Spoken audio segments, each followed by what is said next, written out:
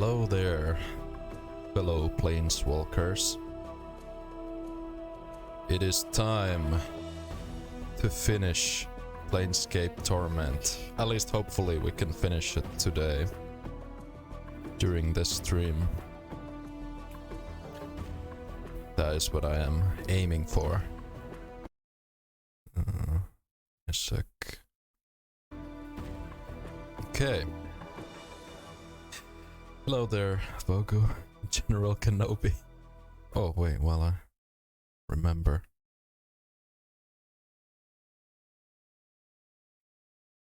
There we go.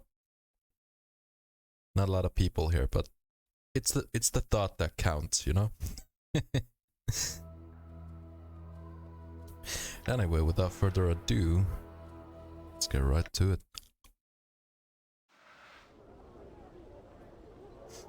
So last time we did the Modron maze and we picked up Nordum. I'm gone. We also did the player's maze, which was interesting.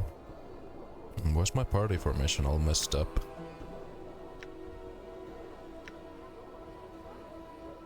There we go.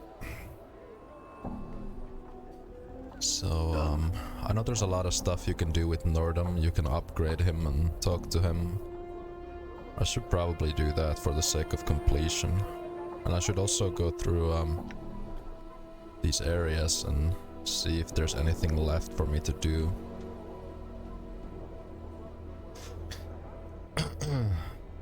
You know, so we don't miss out on anything interesting. Who's this dude? Eli Havelock. This narrow-eyed, sharp-faced man is scanning his surroundings with a look of vague disinterest, pausing occasionally to look down and pick at his fingernails. Despite being clothed in silk and velvet finery, he manages to look unsavory and more than a little dangerous. Greetings. The man looks your way. His eyes are dark slits, like narrow stab wounds beneath his brow. His voice is loud and gruff despite his slender build. Pike off. Not yet. I had some questions. You think I wander the world looking for strangers to spill dark for? No, pike off. Why are you here then? To be surly with passers-by? Hey. He stands quietly for a moment, then breaks a crooked smile. That's good, that. He considers you for a moment. I'm a tutor at the Civic Fest Hall. Name's Havelock, Eli Havelock. As a veteran scout, I teach the art of subterfuge. You mean thievery? His lip curls up in a disgusted sneer. Thieves and thievery, it always is. 5 tours I spent as a reconnaissance operative in the War of Lies. Scout is my title. Scout. I teach the ways of stealth and spycraft, not common thievery. My apologies. Meant no offense. Could you train me? Eli frowns sourly. I don't know. I've had enough of teaching petty pickpockets and curious sensates for the time being. Almost to himself, he mumbles, not sure why I agreed to do it in the first place. Perhaps because by teaching others you make them aware of your own skill. At the same time, you defend the nobility of your skills by assuring them that you're no common thief, but a scout and spy, a master of subterfuge. Eli nods, mulling over what you've said. Aye, there's no denying it. It's sort of sorry though, when you look at it that way. I don't think so. Those of your trade are often misunderstood, thrust unfairly into the same category as footpads and brigands. There's nothing wrong with dispelling false notions. Right again you are. He gives you a friendly punch to your shoulder. Thanks, Blood. He suddenly looks off into the distance. Well, enough wasting time out here. I'm heading back to the fest hall. If you still want to train, that's where you'll find me. Perhaps I'll see you there, Eli. Farewell.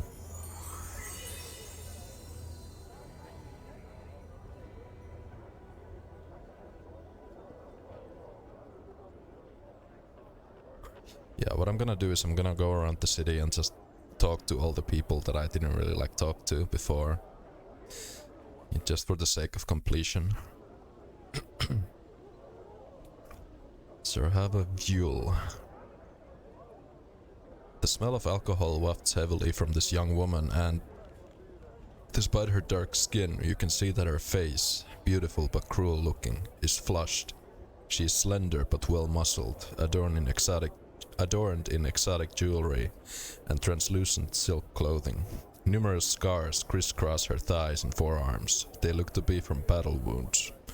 Greetings. Well, well, what have we here? A little tiefling gutter queen come crawling out of the hive? The woman pouts, talking as one would to a small child. Are you lost, little tiefling? Oh, look, it has a tail. How cute. Anna flushes, and with a snarl, blades sprout from her fists. Now, Fiendkin, don't do that. The woman seems unconcerned as Anna draws her weapons and clucks disapprovingly with her tongue. Careful now, or I'll remove that tail of yours and feed it to my dogs. Young Sir Hava? Sir Hava Vuel? Could it be you? The young woman appears confused for a moment, then recognizes Fall from Grace. She seems startled and abashed. Mistress Grace, I had not noticed you. Only shamefully do I admit this, for your noble appearance would be obvious to even a dullard. Fall from Grace gives the barest of nods. Your words are most skillfully chosen, unlike those heard so recently. She seems shamed. Yes, mistress, I regret that such words were spoken in your presence. I regret they were spoken at all. Her tone barely changes, but the subtle reprimand seems to crack the young woman's face like a whip. It pains to see an old student of mine behaving so. She frowns, then regains her composure. In any event, mistress, what brings you out of the establishment? Some errand? These are my companions that I am traveling with. I would expect the same courtesy given to them as you have given to me. Such is a hallmark and the responsibility of those noble-born. Anna glares at Grace and Sir Hava furiously. Sir Hava bows low. Then allow me to excuse myself with an apology, Mistress Grace, to you and your companions. My words were ill chosen. 'Tis the drink that caused me to speak such rubbish, and I am filled with shame for having belittled myself so before my teacher of old. She bows, turns, and leaves. Oh, that was exciting. Updated my journal. What do you mean by future mage tutor of the Fest Hall?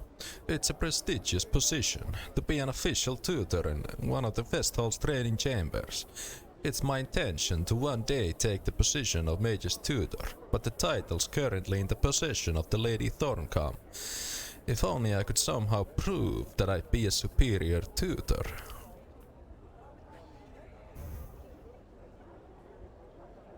Don't we already know of Lady Thorncom?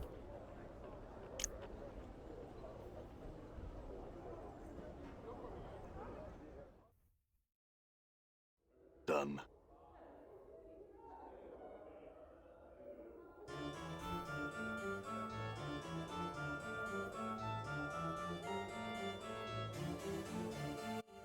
I'm gone.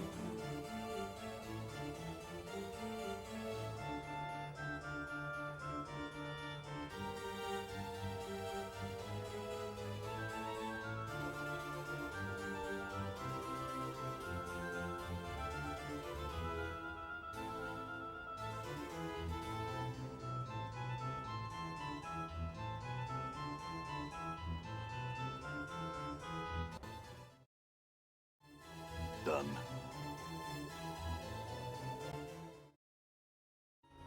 I'm gone.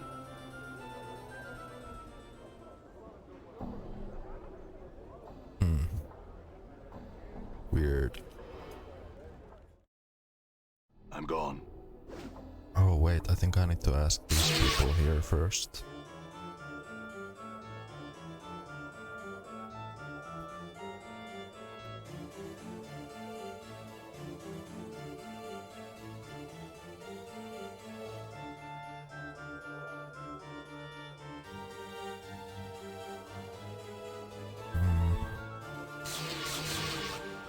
don't think it matters who you talk to. This person is carrying a sheaf of papers and unwound scrolls. They occasionally pause to look through them and read portions of what he'd written aloud, practicing elaborate hand motions as they do so. They look up as you come to stand before them. Greetings. Greetings. What is this place? This is where aspiring mages can come to train and study. Many wizards took their first step in the art as fledgling sorcerers here. Where's the trainer? Updated my journal. I do not know where Lady Thorncombe has gone. I would suggest you try the sensoriums. She spends much of her time there. They lower their voice, frowning. Perhaps too much. The sensoriums? Ask Splinter, just inside the West Hall's entrance of them. You cannot reach them yourself, but he will take you there. That's all I wish to know.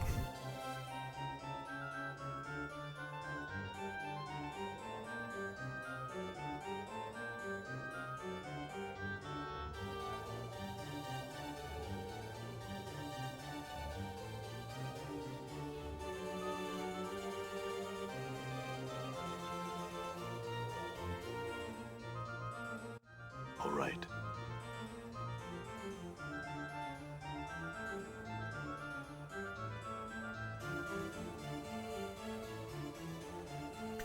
Are you by any chance Lady Thorncombe? Her eyes widen momentarily. She looks away from you. No, I am not, sir. But I think that you are, madam. I was told you are the mage's tutor of the Civic Fest Hall. Lady Thorncombe puts on a sullen look. And if I was this woman, what of it? I had hoped to receive training in the magical arts. Updated my journal. I shall dash your hopes to pieces then. I no longer wish to teach magic. Now go, leave me in peace. But why not? As if it were any concern of yours. But it is. I seek to learn and you can teach. I would know what I might do to convince you to train me. She sighs loudly and resumes chewing on her thumbnail. I doubt there's much you can offer me which I cannot find on my own.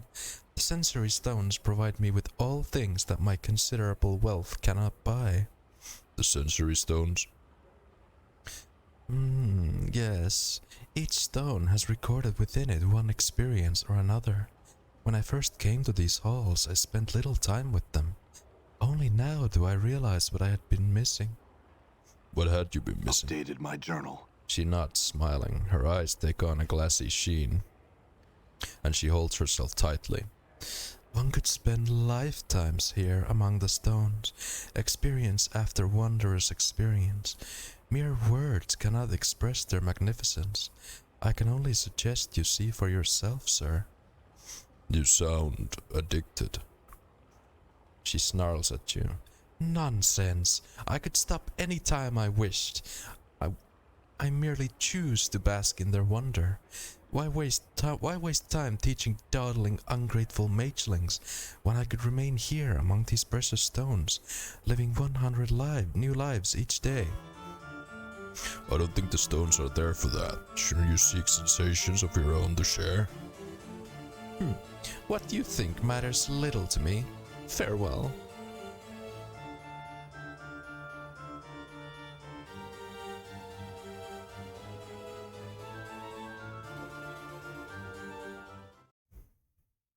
All right. I'm gone.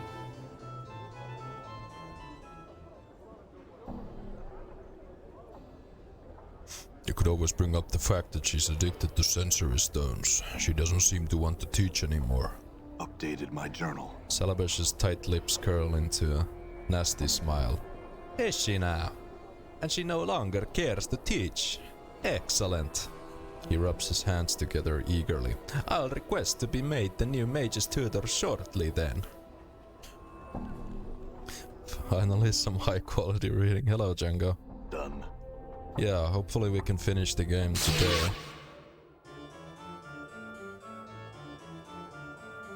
I'm just basically doing whatever I missed before I went to the Ravel's Maze.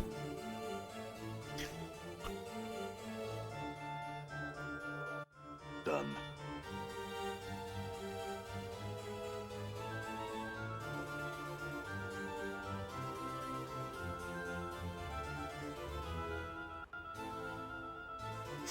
I just wondered if you knew that Salabesh was happy to hear of your decision and is requesting to be made the new mage's tutor. Shalabesh, that portly little oaf. The man couldn't magic his way out of a mildewed sack. Now what is this decision you speak of? Why, your decision to remain in the sensoriums and to no longer train less experienced mages. Updated my journal. What? But I... Yes, Lady Thorncombe. She glares at you. Asinine, holy asinine.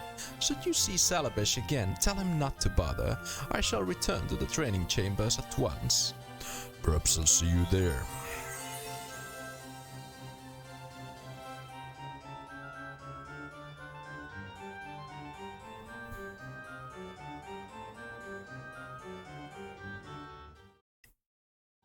All right.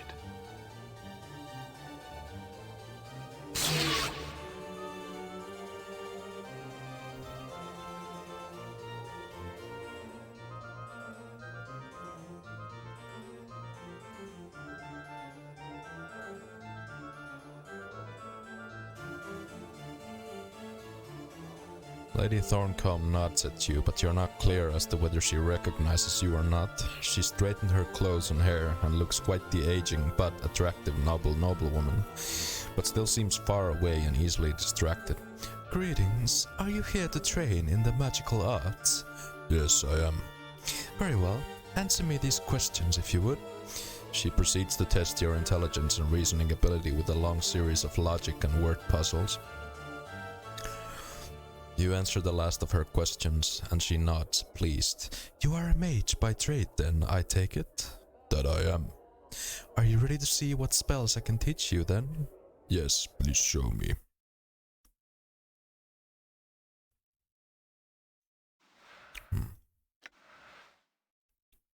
I'll take the power word blind. And I guess the chain lightning storm. And the improved strength.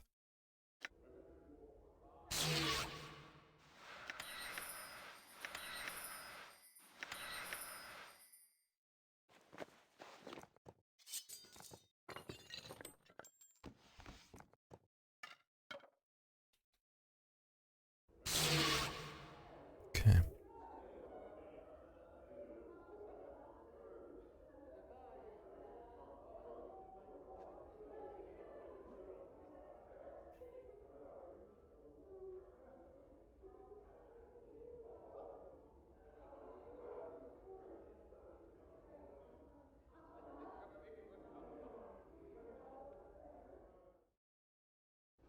I'm gone.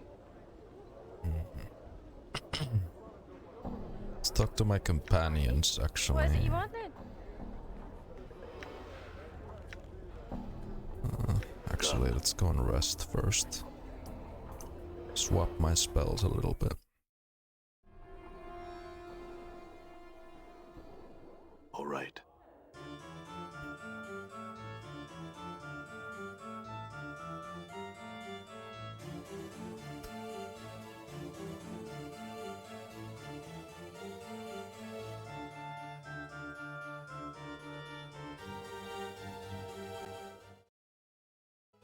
I'm gone.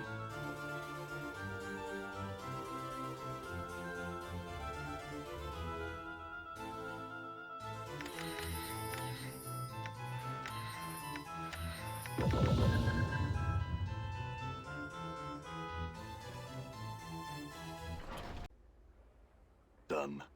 Okay. We'll do it here in this cozy room.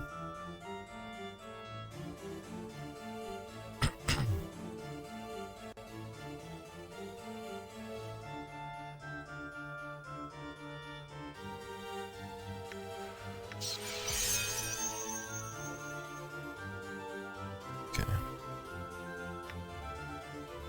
Aye. What is it you want then?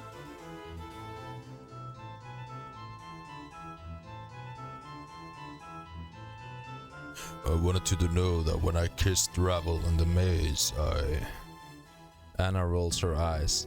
Oh, aye. You'll kiss the evilest, ugliest witch on all the known planes, but you won't lick lips with me. Oh, aye. Anything you say now will make it better, it will. kiss her. You grab the back of her neck with your free hand, and you watch Anna's features go stone as you pull her to you and kiss her on the lips.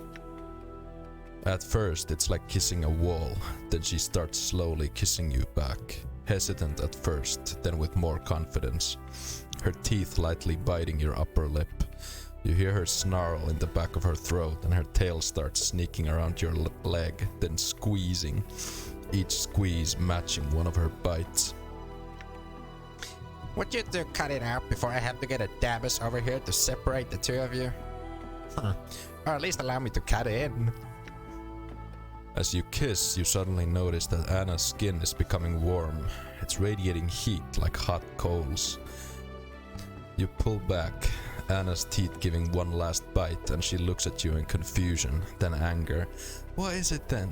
I'm not good at it, am I? No, it's your skin. Why are you getting so warm all of a sudden? Anna frowns and looks down at herself. You notice small wisps of smoke are trailing from the edges of her jerkin. She's smoking hot. Fin blah it is. She raises an eyebrow. Never had that happen before though. What, no one's ever kissed you before? She shrugs. No one ever dared to. Dared to. And even if they did, I doubt it would have been like that. I'll take that as a compliment then. Anna glances around and her tail is flicking erratically. Are we gonna keep moving on now or what? We don't have time to be standing and chatting, we don't. Well, I'm not done kissing you yet. Come here. She steps back, alarmed. Nay, who knows what will happen next? Maybe my body'll turn to flame, it will. Yet your lips keep your distance. Alright, this time. Let's move on. Ew, yeah, we're kissing a girl. Yuck.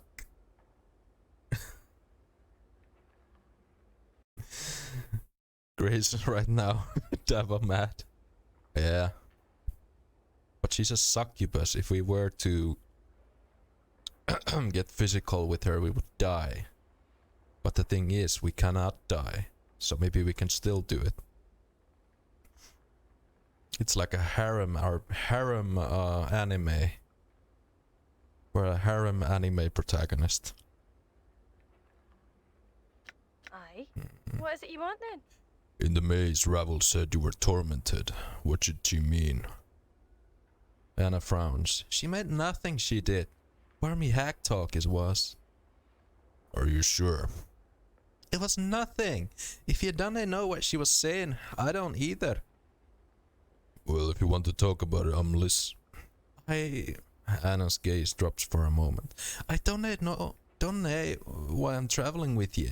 I don't know why I went with you to find Ravel. She frowns, but she seems more confused than angry. It makes no sense, it does, and I don't like it. Anna takes a deep breath. I think I have feelings for you. It feels strange, it does. I don't think I've ever liked anyone, but yeah. Anna gives a half-hearted shrug without meeting your gaze. I don't know what it is about yet. I mean, you're daft a lot of times. You walk like your hips are broken. You're clumsy. You smell like a zombie. But I like you. I hope I didn't miss the ending. Hello, Cooking is Fun. You did not miss the ending. I'm just doing some stuff that I missed before going to Ravel's Maze. Because just for the sake of completion. So we'll do all that stuff and then we'll head to the end game area. Anna, why didn't you say something? We could have settled this long, but... It's cause I think you're doomed. Anna suddenly meets your gaze. I think you walk with chains, but you don't know it yet. So I feel for you, but I'm afraid for you, and that's killing me, it is. I cannot let you come to harm, but I don't know what to do to stop it. I appreciate you standing by me, Anna. Well, no matter. Okay. I think that's it for Anna. We'll talk to other companions as well. Hey, what's eating you, Chief?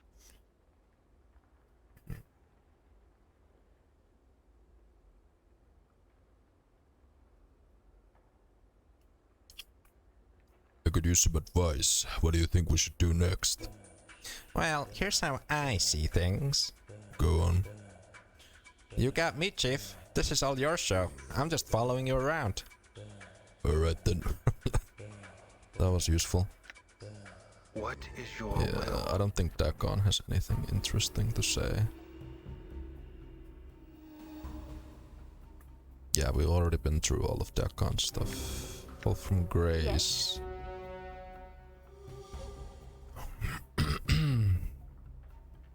I guess I should go through all of this. I don't think I even properly talked to Grace before I went to Ravel's Maze. Can you tell me about the Tanari? The Tanari are fiends. Some call them demons. They have embraced evil for chaos' sake.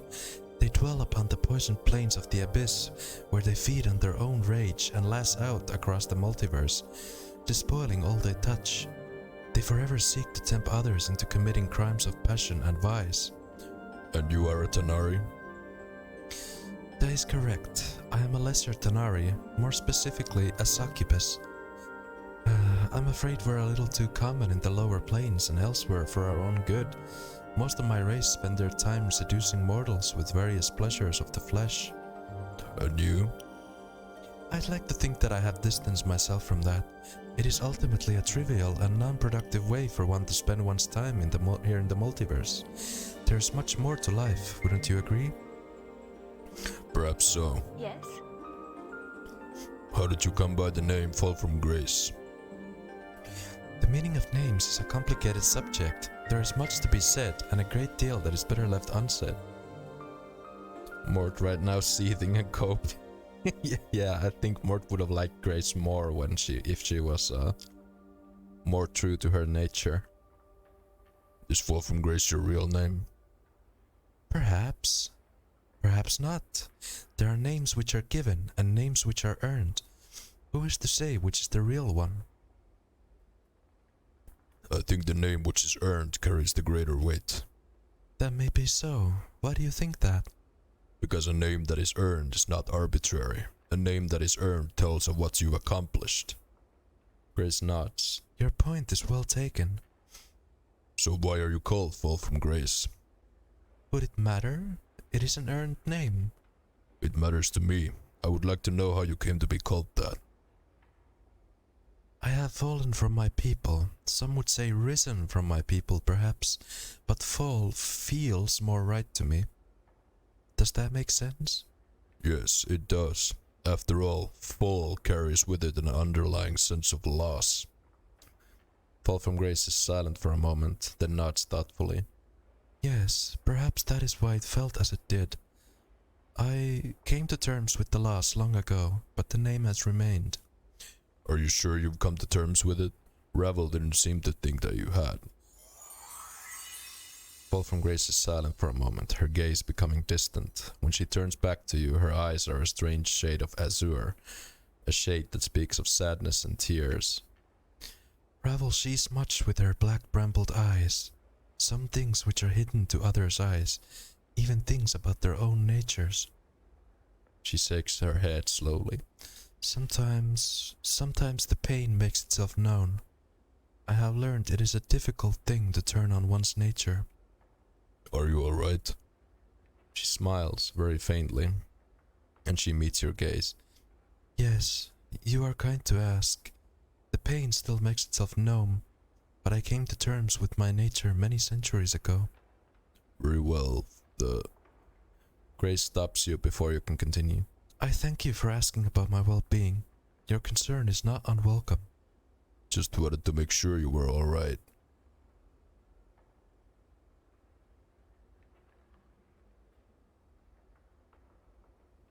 Can I read your diary?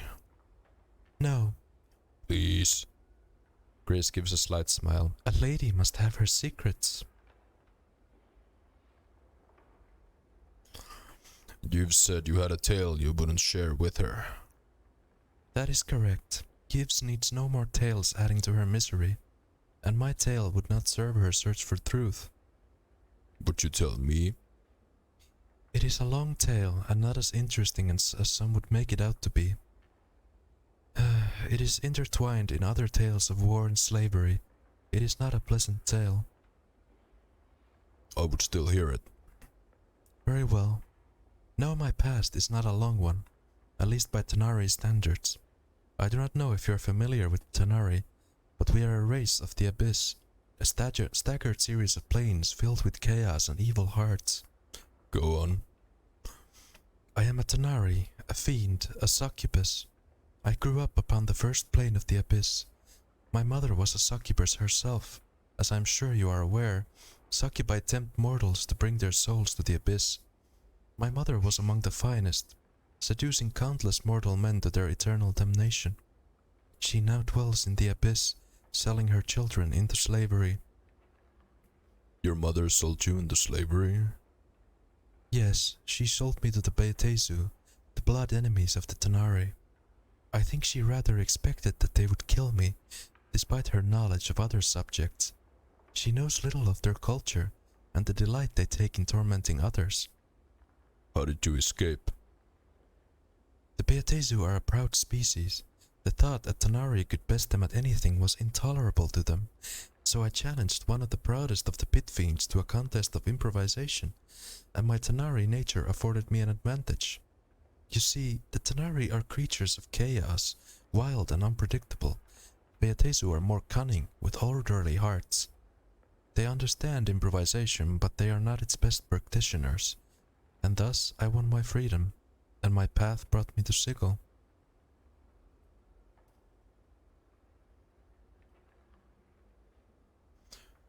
Well, we don't really need to know about the Blood War. We've heard about it enough, I'd say.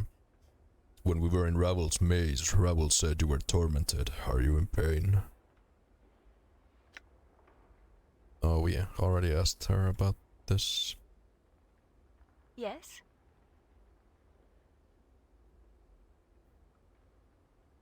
Can you teach me anything of the art, Grace? Wolfram Grace shakes her head slightly. No, I do not believe so. The art and the disciplines I practice are different. How do you mean?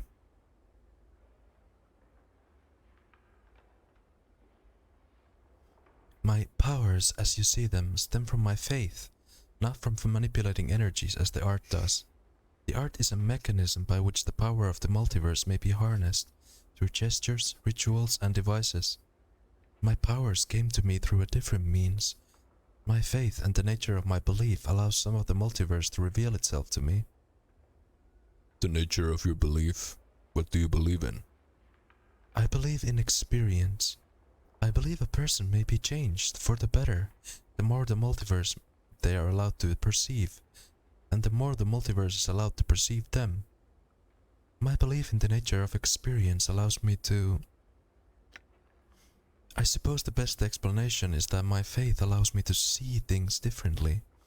When you see the multiverse in such a way, you learn how to change things, mending wounds, seeing a person's heart, and so on, just by willing them to happen. But those changes you make seem a lot like spells. How do you learn to do those things? Do you have a spell book?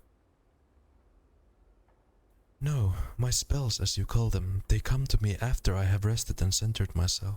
When I sleep and awaken, I can focus myself once more. The amount of faith required to change the multiverse around me can be quite taxing on the psyche, I'm afraid. Just being able to see how to change things is not enough. You must have the strength to make the change happen and last. She sold her children to another Planescape who loves Torment. Was her child given enhancement too? I don't know. I have a robot now, yeah. I sure do. We're gonna talk to the robot soon. Do you believe in experience because of what happened to you at the Beatezu? Fall from Grace nods. I have thought long about that, and I believe so, yes. She looks at you questioningly. I think it is because I am content with what I have become, and I do not think it would have been possible without experiencing the multiverse as I did. I don't think it has anything to do with you experiencing the multiverse. I think it's how you dealt with the experience that was important. Fall from Grace nods slowly. She seems thoughtful. There is truth in what you say. I think there would have been many others who, when subjected to the experiences you were, would have crumbled. You learned from it, and you became stronger. It shows great strength of will and of character. Fall from Grace is looking at you silently. And I admire that about you. Not only the strength, but the ability to see such horrors as a way of becoming a better person takes a strength few possess. Fall from Grace smiles, then nods. I thank you. Your words are insightful and kind, but I fear that my strength of character is not as strong as it would seem. Yet I try to treat each experience as a new opportunity for learning. Yes. A good approach. Yes.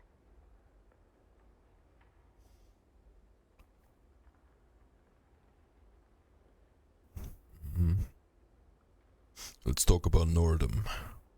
Nordum is a rogue Modron. Even though some traces of chaos have worked their way into his system, he is still an extremely logical, ordered creature. This logic can be of great help in one's travels.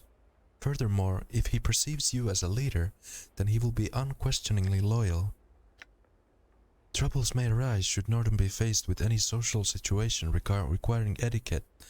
Such things are not well understood, even by normal Modrons.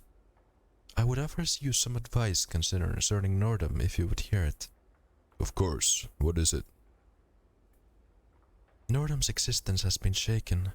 The more you help him make sense of his situation, his place in this party's hierarchy, and what led him to the state he is in now, may help him to focus himself better.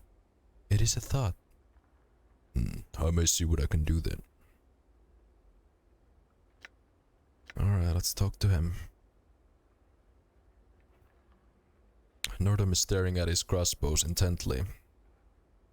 They are making a variety of clicking noises, first one then the other, as if conversing. What are you doing with your crossbows? Attention! Nordum! Required! Nordum turns swivels to you, stuttering in mid-path, then reorients himself with a clank. Response to query. Action being performed on crossbows. Submit request for clarification. Null crossbows present. Oh, really? What do you call those two clicking things in your hands? Response. 2 clicking objects held in opposable digits.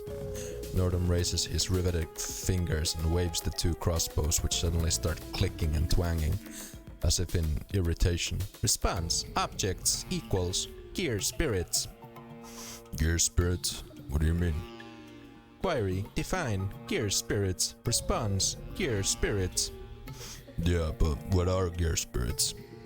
Chief, as much fun as this is, prying a bar stool out of a Bethesda's rear might prove more worthwhile than rattling our bone boxes with this stupid polygon.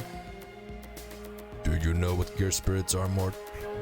Chief, I have no idea what this cube is rattling on about. Alright then. Nordum, what are Modrons? There is a click click click as Nordum executes a rapid series of blinks, then he chirrups. Query. Modron. What is? Define. Modron. I am Modron. Yes, but what is a Modron? Query. Modron. Defined. Modron. I am a Modron. Answered. The shutters over Nordum's eyes click close a few times, and his eyes dilate to points. New query. Modron. But what is? Define. But what is Modron? Modron is Nordum. Backward Nordum. Modron. But... For the sake of the powers and my sanity, cut it out. He's gonna snap a crank if you keep asking him that over and over. Well, I wanted to know the answer and I was getting it from him. Look, Chief, normal Modrons barely understand anything beyond their basic tasks, and this stupid polygon here is fresh off the planes to birth. Don't confuse the cube, alright? At least not while he's armed. You wanna know about Modrons? Ask me, not him. How are you doing, Nordum? Introspective cycle commencing. Nordum clicks his eyes closed and begins to wait for Nordum to complete his analysis. A few moments later, his eyes click open. Introspective evaluation. Perceptions have become 1 smaller and B louder. Wings have been replaced with arms. Reason unknown. suspicion slash hypothesis, not like wings, speculation. Nordum was once one, but is now smaller, louder one. Change has resulted in information processing difficulties.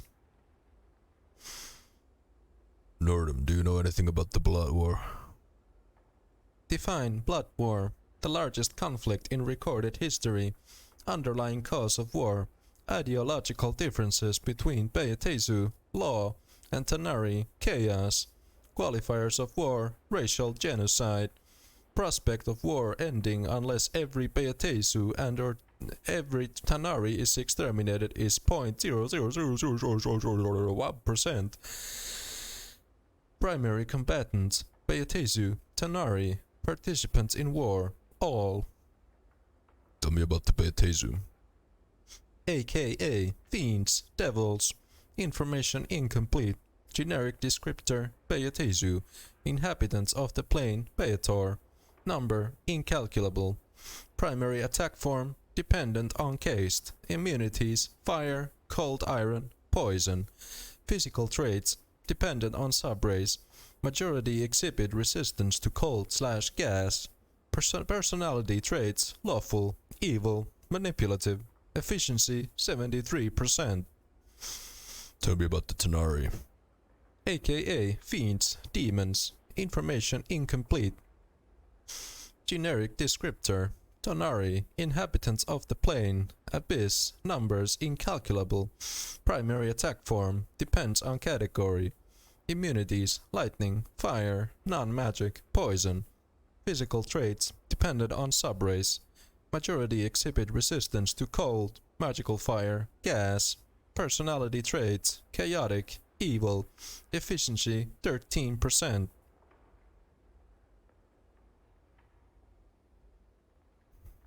I'm curious, Nordum. How did you end up in Rubicon? Nordum chirrups. Query requires submitting of chronology. Shall Nordum submit chronology? Yes, I would like to know. Orders received at initiation of Rubicon project. Departure from plane/Mechanus. Stage first. Arrival at destination. Plane/Limbo. Stage second. Parameters dictated by superior/creative director. Shaped matter of plane, Limbo, to test hypotheses. Rubicon dungeon constructed. Go on. Superior/director of create, lost in field test. Chronology disrupted upon achievement of stage second. Third stage disruption occurs, not part of project directives. What happened during this third stage? Third stage, unprecedented, Nordum specific stage. Hypotheses, lack of director, plus exposure to plane, chaos, resulted in perspective of Nordum to deviate from norm. Deviate from norm? How? Introspective cycle commencing. Nordum clicks his eyes closed and begin. Oh, we've already heard this one. Hold on, Nordum. What's the plane of Mechanus? Nordum freezes, then slowly the gears in his elbows begin turning in a slow, hypnotic synchronization. Define/query, Mechanus, plane of order, sense, cause generates effect, predictable, law, logic, regimented, obedience, gears turn, Mechanus equals Nordum origin, Mechanus equals null home/Nordum. Mechanus? Boring in every sense of the word, Chief. Imagine a plane filled with motorans and big turning gears, and you have the great big boring plane of Mechanus. Too many laws, too annoying. A place you wouldn't even want to think about, let alone visit. Mort's critique aside, Mechanus is actually a fascinating place. There is no sky there, only great gears that turn in space. They shine light according to their cycles, and the effect is really quite breathtaking. The logic and order of the plane can be relaxing, and there's more than enough to do to quell one's boredom if you know where to go and how to go. Excuse me, Miss Priestess of Piety, but Mechanus is the most boring place in the universe. The only interesting thing about it would be if you visited. But I have a feeling even that would lose its charm after a while. Nordum, what did you mean before by null home? Mechanism equals origin point, source, energy. Cannot return to mechanism.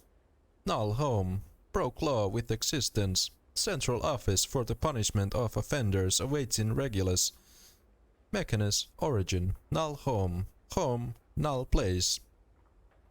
What do you mean by source? Source equals energy. All Modrons are part of this pool, Chief. Kinda like a big tank of energy. When one of them dies, the energy it took to make the Modron is absorbed back into the bank and a new one spit out. Thing is, when a Modron goes a little nutty, he kinda cuts that connection, but he keeps a bit of the energy. Paul from Grace nods. Mort is correct. Modrons share a common energy. In some ways, this energy links all of them. When one of them dies, the energy is absorbed back into the common pool, and a new Modron is created from that energy. When a Modron goes rogue, then he severs the link from his kind and takes a small part of the energy with him. Mort glares at Fall from Grace. Do you mind? I had the answer covered, thank you. I'm the front of information here, not you, alright? Fall from Grace nods slightly. My apologies, Mort. I did not mean to offend.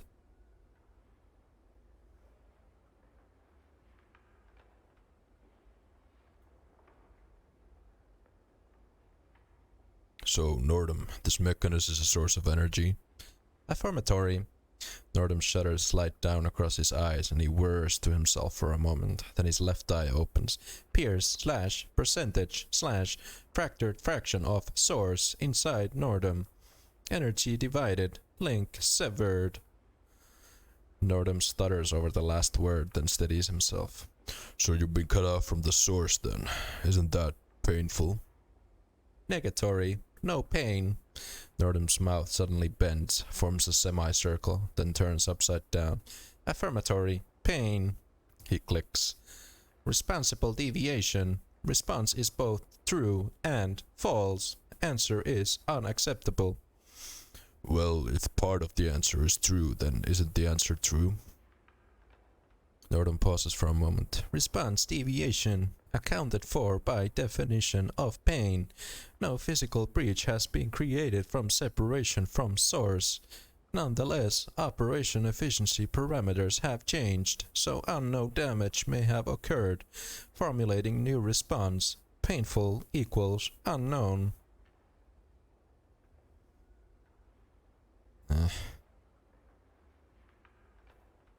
You know what, I'm not gonna even bother upgrading him. Like, when would we ever use him?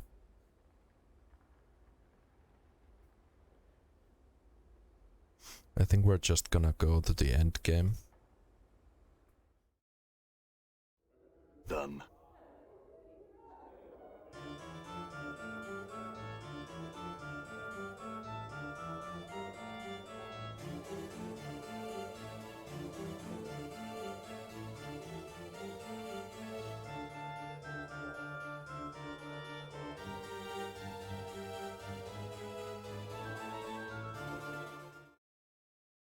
I'm gone.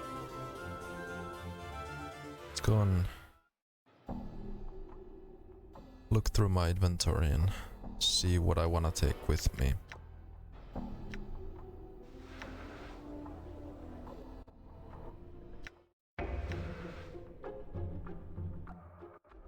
Done. We'll use this barrel here. Hi Valor, how's it going? Okay, so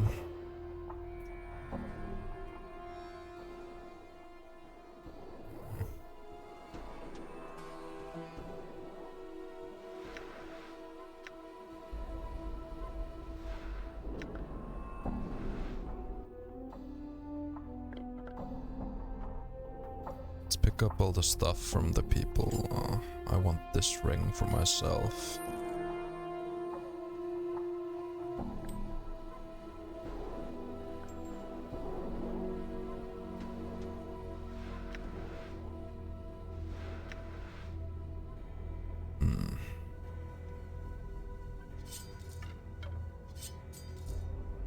All right.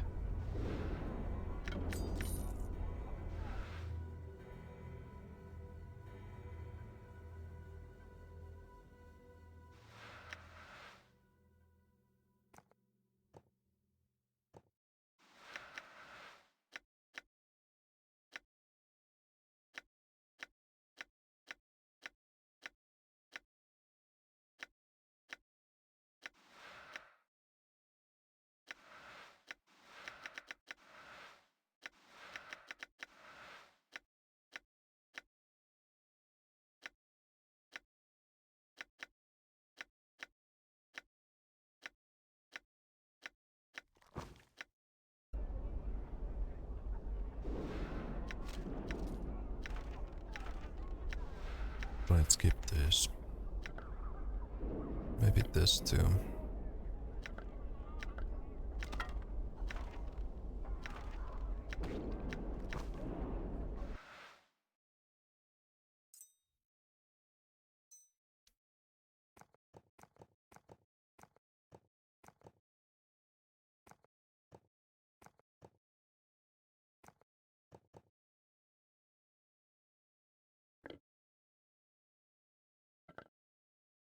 Using containers for storage? What is this, an epic vice tree?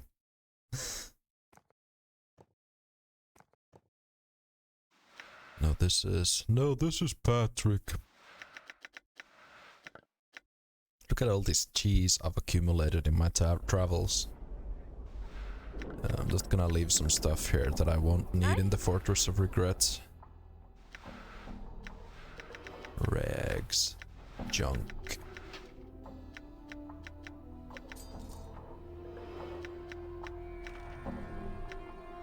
We might need this. Hopefully not though. I'm gonna try and get the best ending.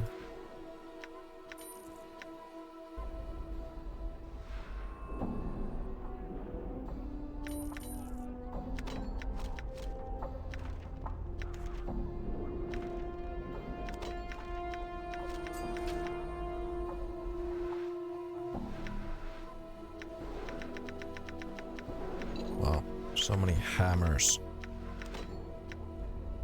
I'm carrying too much to move. You don't need to move, buddy, don't worry.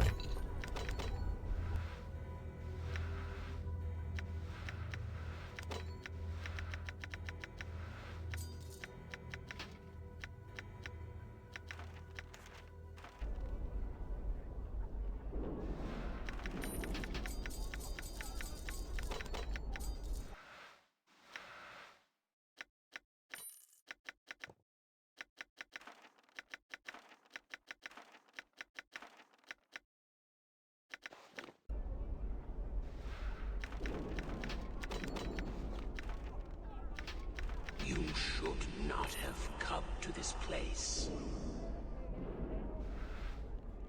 Hey there, Eva Krill, thank you for the follow. Much appreciated. Welcome to stream. Hope you're having a great day. We're just about to enter the end game. I'm just doing some last minute inventory management. Okay.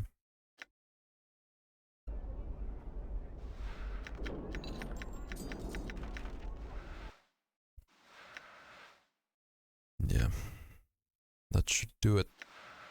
Not gonna bother with this.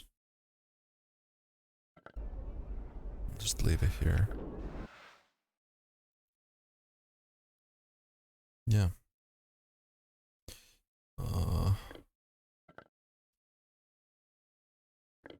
Grab all the healing supplies, because I'll need those.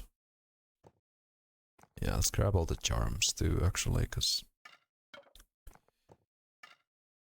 Well, except this. This is useless. These are also useless.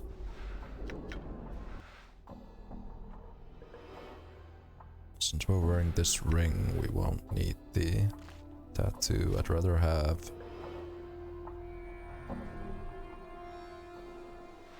Maybe this. Oh yeah, I can't wear it because I'm not a fighter. Maybe this. And...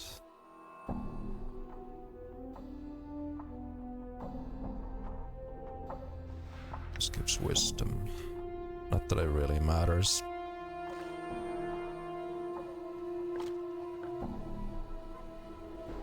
Yeah, we should be good to go. Okay.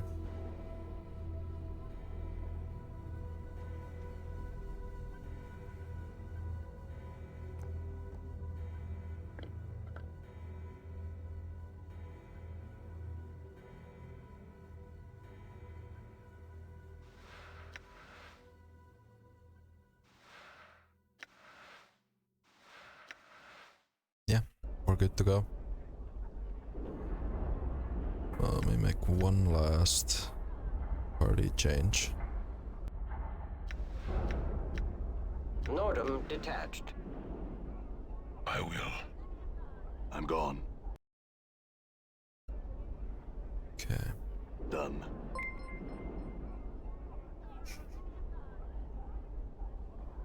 What up, shift arrive? Hello there, Robin for days. Thanks again for the biddies. You are quite generous, my friend. Much appreciated.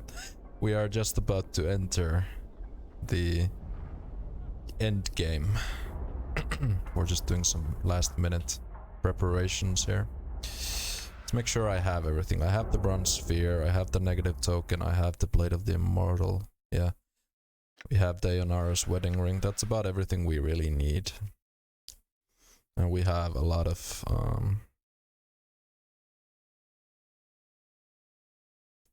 healing supplies. So we're good to go. Let's set up spells for it as well, because right, these don't really matter.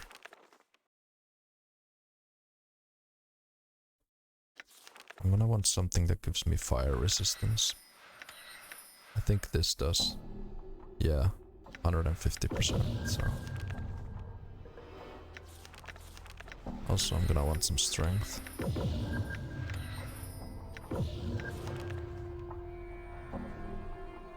Now, Cloud Kill might work.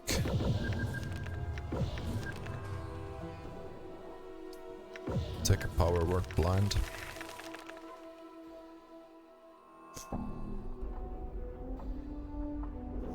Okay. Let's rest.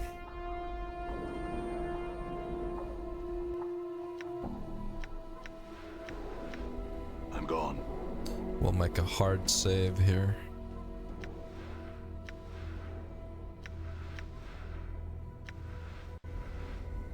And let's use this so time doesn't pass while we travel.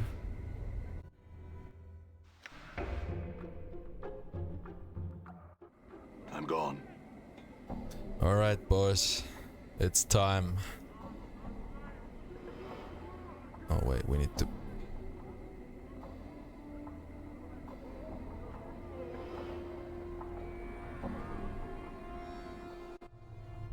I'm gone. Are we gonna face the Bionicle? Yes, we are. He kinda does look like a Bionicle, doesn't he? Alright, here we go. It's time. There is something about the arch in front of you, something hauntingly familiar. A bone-numbing chill blankets the air between these two black pillars, as if the arch itself bordered on some other, colder space.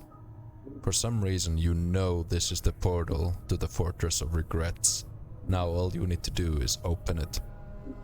Grit your teeth and peel the skin from your left forearm. Ugh.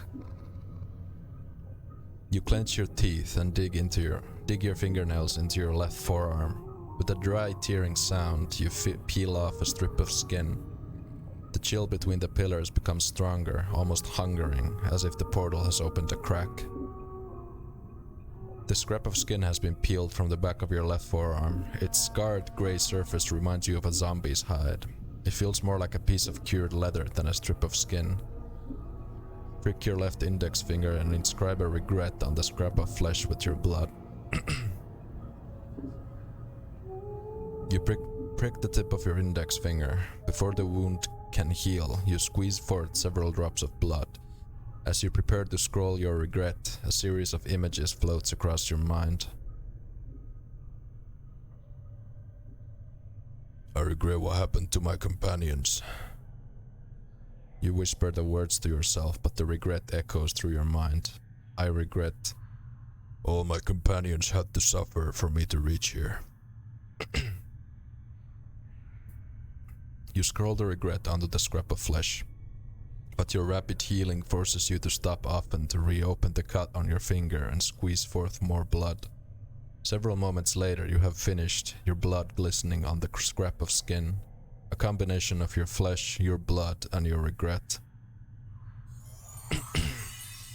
As you watch the bloody regret dry, a wave of cold washes over you. You look up. The black pillars to either side of the arch are glowing softly, motes of misty blue light drifting from their sides to form a shimmering curtain between them. Beyond the curtain, you can barely make out a weathered stone causeway leading into darkness. Everybody ready? Valor answers only with silence. As you turn to look at him, you see his eyes burning into you. They flicker for a moment as if in thought, then you are suddenly struck by the terrible feeling he's searching your features, as if looking for something, some weakness. Fall from grace. I have come this far, and it would be rude of me to retire before the final hour. She smiles slightly. Even if you were to ask politely, I would not permit it. It seems I have no choice then. Anna? Anna glares at Fall from Grace, then turns to you, fires in her eyes. If she goes, I'll go, so I will. I'll not turn stag on you here, I won't. Very well. Dekon, you with me?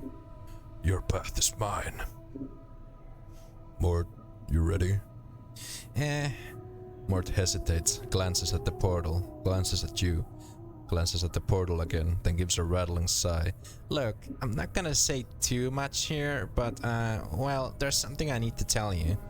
Why is it, Mort? Well, it's about where we're going, or actually where we've been. Where have we've been? What are you talking about? It's so subtle, you almost miss it. Dakon's blade flickers, the edge dulling. As you glance at him, his hands drop to his sides as if he is preparing for battle. This isn't the first time we've been through this, you see. We've been to this Fortress of Regrets before, though I didn't know it then. So from the very start you could have told me. You didn't know? How's that possible? It's hard to explain until you've been there. Besides, you didn't know the other you. He wasn't exactly the kind of basher to share the chant with us. I mean, I knew he was looking for some place, but I didn't know why, where it was, or what it was, so I couldn't say anything to you because I didn't know anything. I just know what happened when we got there. And what happened? Well, we went to this fortress, and even before we land foot in this place, we're all split up, fighting for our lives. So the first thing I want to tell you is, if you're determined to go through with this, there's a good chance that anybody who goes through that portal is gonna end up somewhere far away from everybody else. Thing is, even split up, we may be your only hope. Why do you say that? Because whatever was waiting in that fortress for you, Chief, it already defeated you once. To this day, I don't know how you managed to survive, but if you fall again, you're gonna need someone there to pull you out of that fortress. Mort, I need you to tell me everything you can about the fortress. It's important. This Fortress of Regrets, it stretches on for leagues, Chief. It's a fortress, but it feels more like a plane in itself.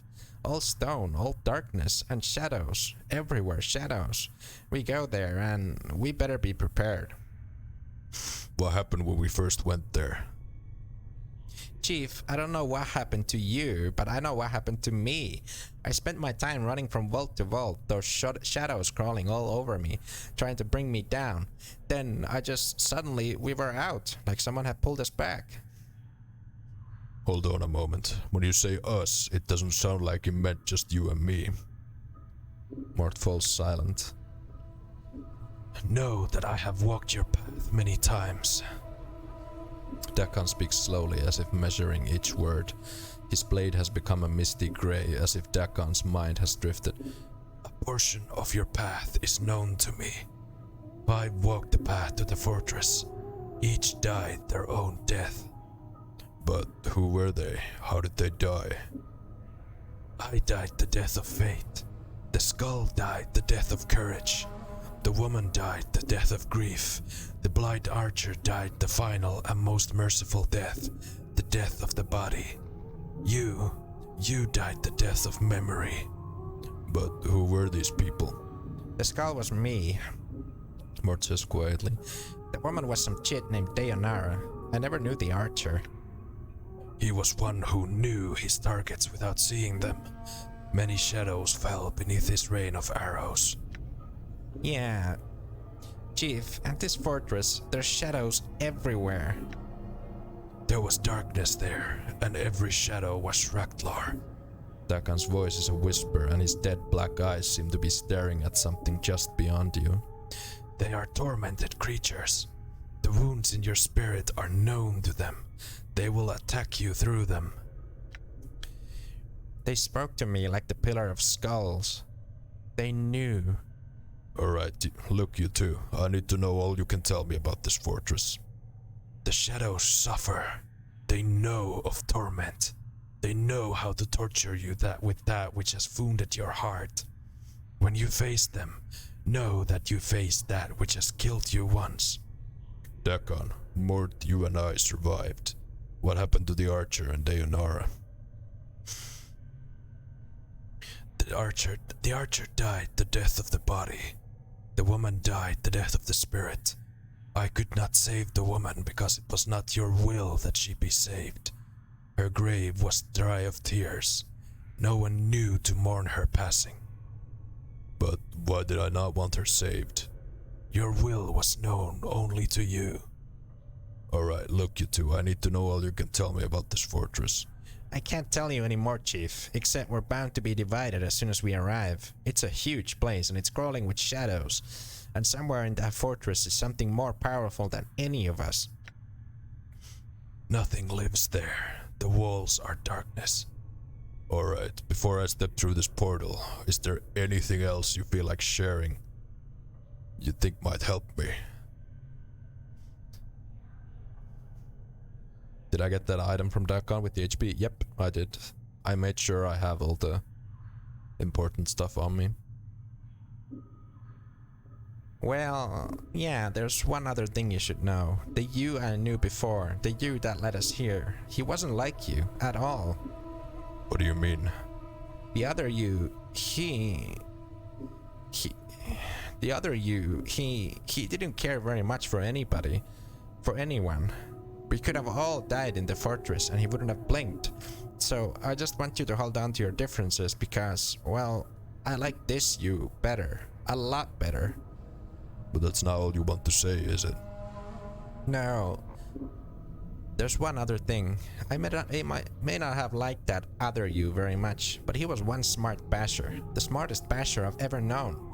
He always had every angle covered. If he died at the fortress, that means, well... You don't think I can succeed, do you? No, it's not that, Chief. Because it's not always who's smartest or who's the most powerful or who's the toughest. Sometimes it comes down to who you are and what you really want. I mean, once you wanted to become immortal, but in the end, is that really what you wanted? Just be sure what you want this time, is all I'm saying. Fair enough. Look, Mort, we haven't really talked about this, but you know you don't have to come with me to this place, right? I'll understand if you don't want to. Yeah, I know, Chief, and I can't lie to you. I don't want to go, but I will. Just know that once we step through that portal, it isn't gonna be just about you anymore. This is our lives you're playing with, and we don't get back up when we die. Then why are you... It's because of what Ravel said in the maze. Grace's voice is so soft you almost missed it. Isn't it, Mort? What Ravel said in the maze, she said you draw people who suffer to you like a lodestone. Mort shakes his head. Maybe it's because you've been suffering all this time. Maybe when you end up settling things, maybe we'll know a bit of peace too. Maybe. Maybe so. Then, are you with me, Mort? Why not, Chief? Mort shakes his head. I mean, we've gone to every other horrible plane in the multiverse I can think of. Why not take that extra step over the cliff? He gives a rattling sigh. Are you ready? Because if you're not... I'm ready, Mort. There's nothing more I can do to prepare myself. Are you with me? Well, Mort glances at the shimmering blue curtain and gives another rattling sigh. Sure, let's go. I mean, any place has got to be better than rattling our bone box in the mortuary, right? Alright then. Okay. This is it.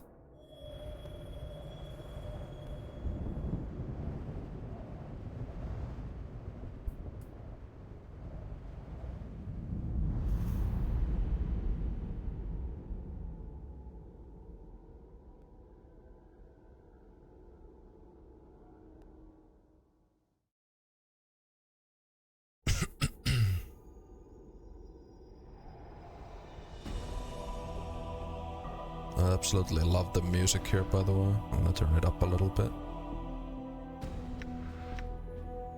Done.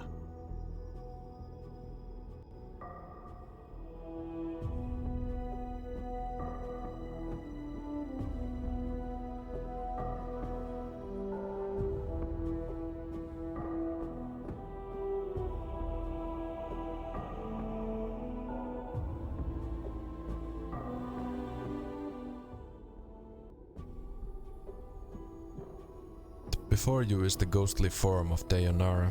Her spectral gown seems stirred by some ethereal breeze. She is standing at the edge of the black stone causeway, staring out into the emptiness of the plain.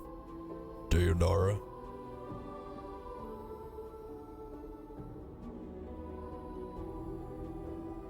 My love, you should not be here. You must leave at once. Dayanara, what is this place? Is this the fortress? This is the fortress of regrets. It is the place that holds the moment of my death prisoner, and I may not stray far from its halls. If you can find a way back to Sigil, you must. If you stay here, my love, you shall die. What about my immortality? Surely I'm still immortal, even here. She shakes her head. No, my love. There is something about this fortress. The shell that surrounds it cuts it off from the rest of the planes. It is that shell that acts as a barrier to your immortality. How could the shell act as an obstacle? That makes no sense. As I have maintained my vigil here in this place, I have come to learn the nature of your immortality, my love. It is a thing which hungers for the lives of others. At the moment of your death, it claims another living thing in your place, allowing you to live. The soul that dies in your place is brought here to the fortress as a shadow. I believe this shell prevents your immortality from finding another victim. So when I die, another dies in my place, and if I can't find another living thing to die for me... Then if you die in this place, it is the end, for there is nothing that lives here, so you must be careful. Return back to Sigil and leave this cursed place. But my allies are here, and that means they are inside the shell. What happens to them if I die?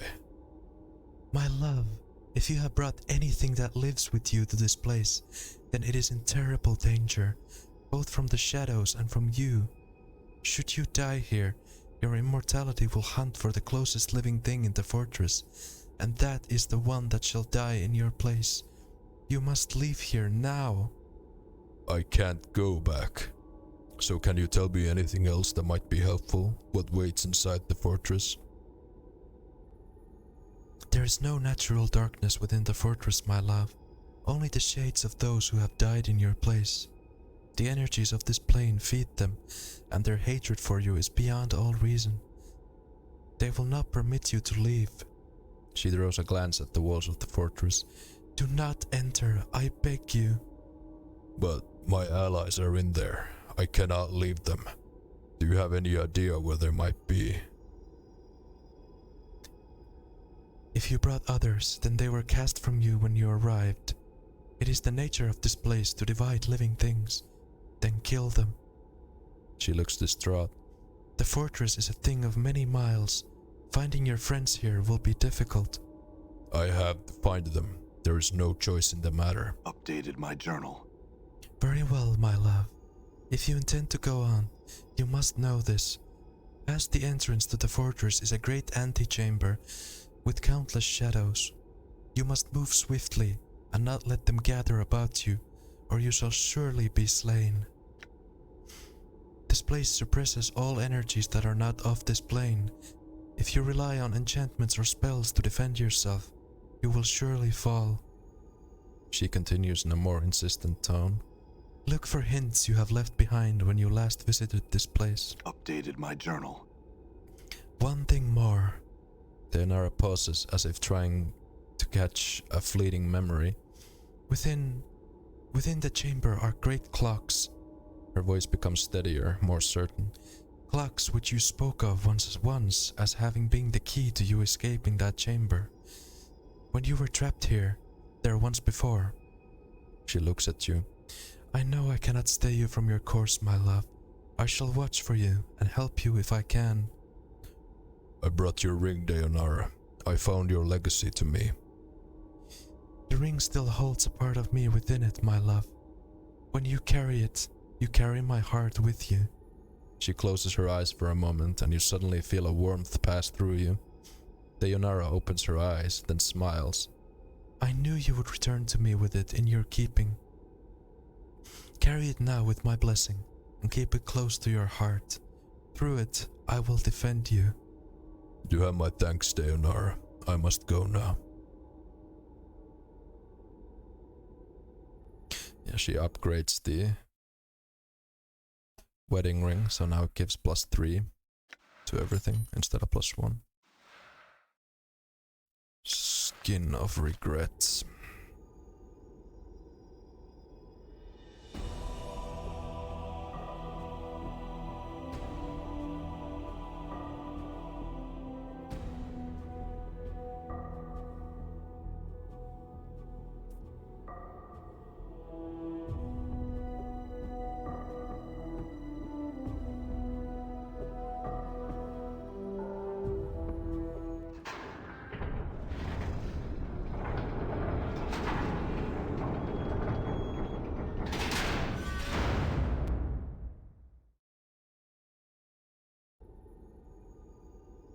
Alright, let's do this. Let's see how many shadows are in here. Probably quite a few. Oh yeah, we're gonna get some cutscenes first. Great power is here. I have need of you. There are creatures that must die.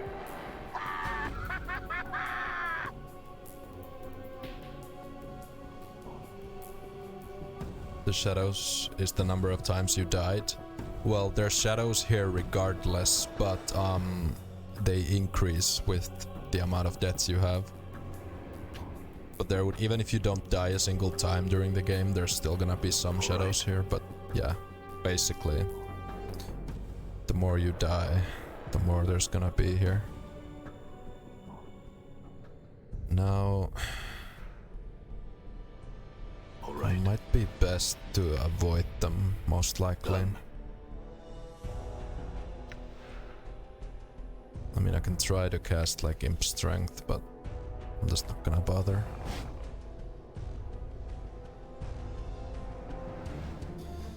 This huge clock looks like it has partially melted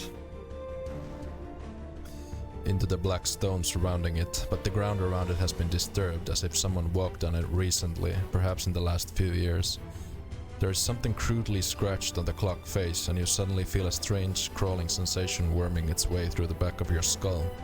You know what's written on the clock is a message to you, from you. Updated my journal. The message carved on the clock face looks like it was carved with a dagger.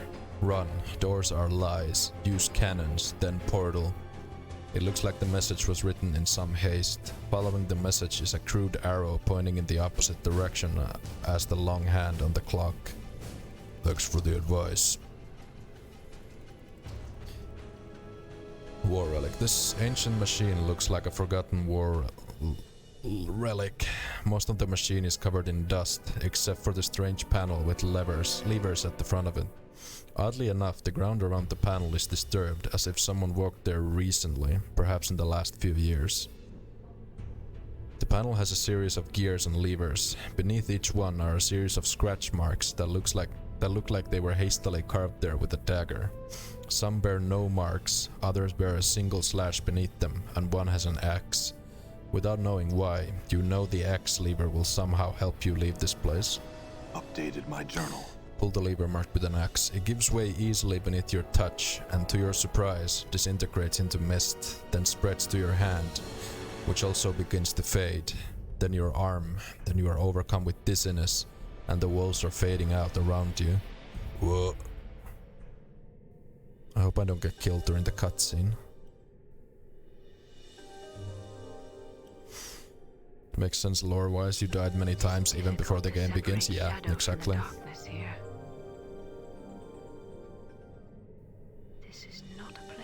meant for the living.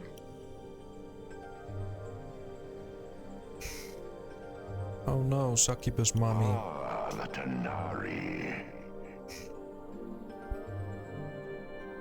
So, you are the spider that lies in the center of it all.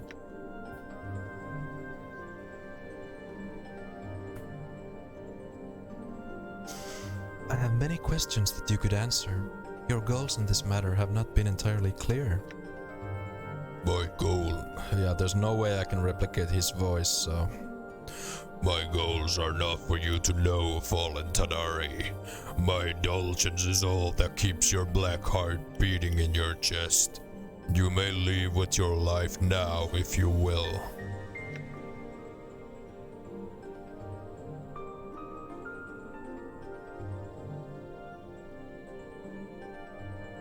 Why is she pacing? My heart is neither black, nor do I fear for my life. My companions, my friends are here in your fortress. I shall not leave until we are rejoined, and the man we follow has resolved this matter to a satisfactory conclusion. There's no satisfactory conclusion to this fool's errand. You will leave this place, and you shall leave your undying companion here. Fear not for his life. The only price he shall pay is the loss of memory. As gracious as your offer is, I must refuse your offer to abandon my friends. As for the small price he will pay at your hands, it is the equivalent of death to him. I have traveled with this man for some time, and there are many things I do not wish him to forget. He will forget. It is his fate to remain ignorant. He will forget you, Tanari, just as he has forgotten all who have walked the path of misery with him. He exists to die, forget, and die again. He is nothing. That is your judgment. The fact remains that I do not wish him to forget me, or all that he has struggled for to reach this place. He has suffered much, and I find my sympathies lie with him rather than the arrogant creature that postures before me and fights as a coward fights, preferring to kill from a distance where his opponent cannot reach him. You shall torment him no more. Tanari, perhaps you doubt my powers here, in this place. A demonstration may silence your doubt. You have done enough harm. Prepare yourself. You are not. I can forge planes with my power. I can unmake you.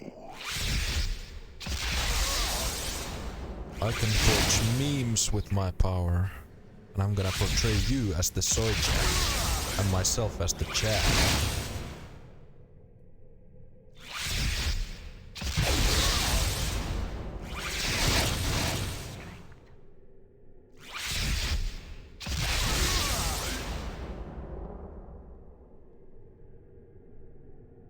What happens if she wins? She cannot win. It's a scripted cutscene. It's like the Gorion versus Sharavok. Oh shit! Run! Okay, rolled an 11 and still missed me. So yeah, I have -7 AC, so we should be fine here.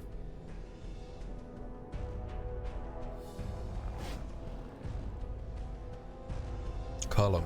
It looks like the ground around the column is slightly disturbed, as if someone had walked there recently. Perhaps in the last few years. A more thorough search reveals a tiny switch on one side of the column. You reach for the switch and flip it. To your surprise, a well-disguised panel comes loose and reveals a hidden cache.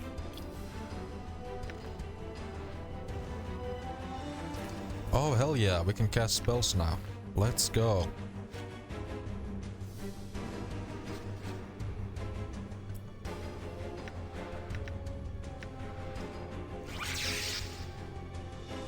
I don't remember if Cloud Kill works on. I think in the original game Cloud Kill worked on them, but oh yeah. Easy.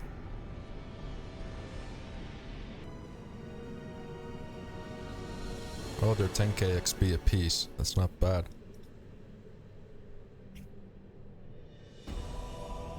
This will also make fighting Ignus a lot easier. Spoilers! But I mean, it's pretty obvious, because Ignus had his own cutscene at the start. Nameless one about to level up a lot. Oh yeah, once we open the bronze sphere, that's well.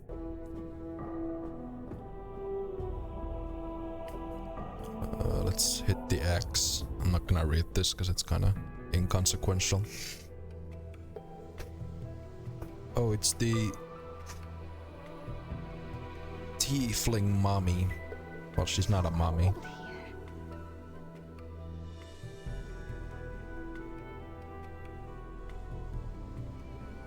Ah, the fiendling girl. Why is she hostile? Where's the one who brought you here? In a place where you'll never find him.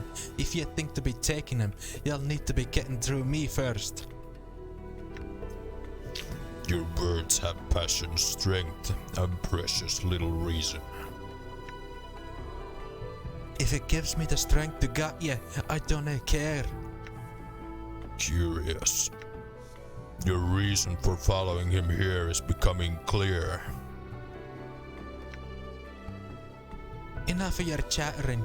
If it's a fight you want, then Could it be that you somehow perceive yourself as special in his eyes? If you're gonna try and get past me, then go on and do it. Fiendling, I have watched the one you follow across many lifetimes. I know his heart, and I know there have been countless others who have felt passion for him. Of them all, you are certainly the least. You are a thing, bastardized by your parents and the plains. Shut your bone box, you hear me? Shut your... Answer me this, and you will know silence, child. Does the one you follow matter to you? He matters more to me than my life. Then die. Then die.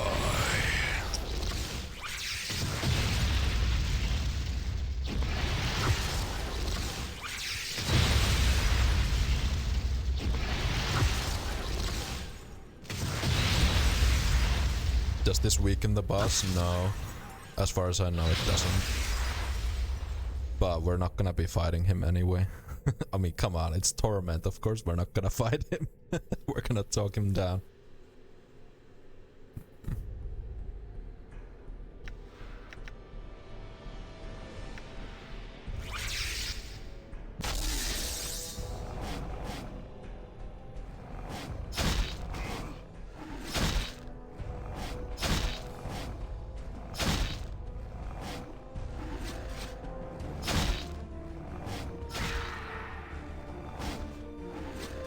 Actually, luckily we have 25 constitution, so we can just run away and heal if we need to.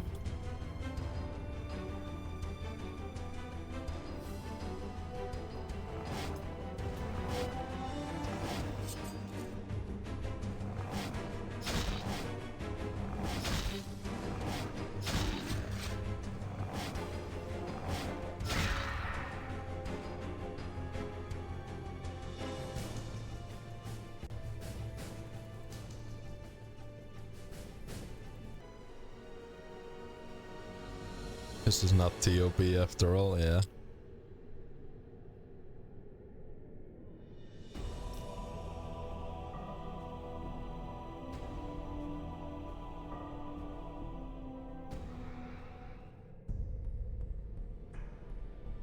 I mean, there's no need to be frugal with spells here.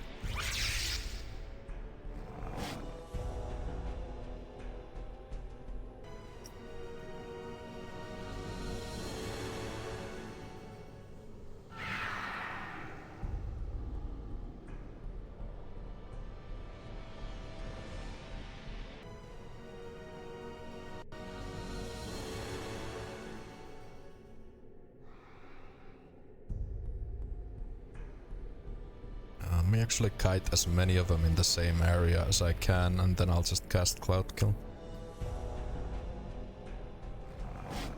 As long as we don't get boxed in, we'll be fine. Come here, Shadows. Here, boy.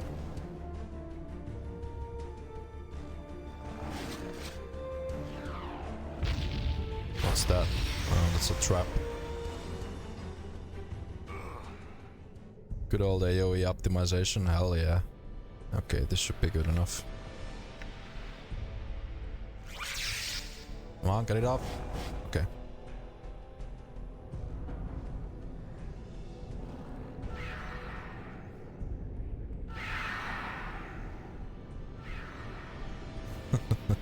Easy.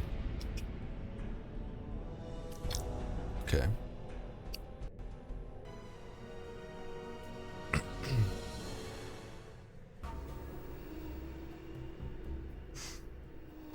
Healing during time stop death spell, wow.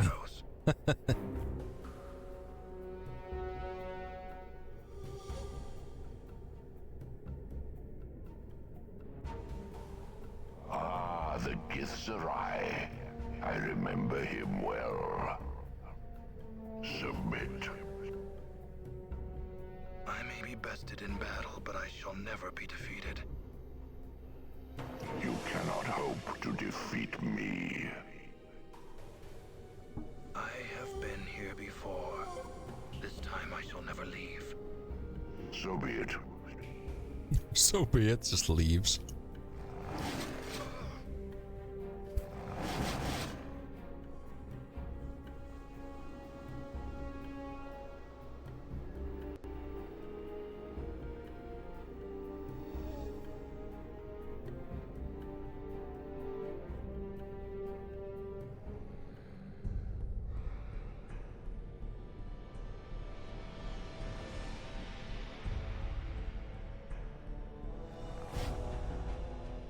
Look at all these shadows. I think they can only hit me with a crit. That one rolled an 18 and still missed. Come on. Why is that last one staying there? Get over here so I can cloud kill the shit out of you.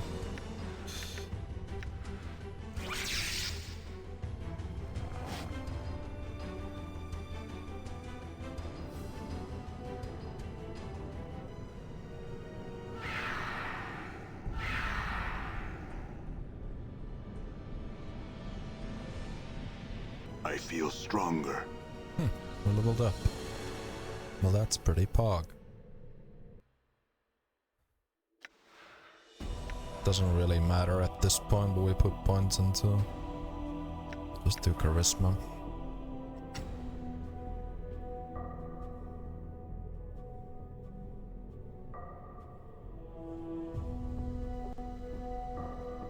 Yeah, there probably is a way to calculate how many shadows you get, but I never bothered to do it. There's no real need. Like, as you can see, we're doing fine.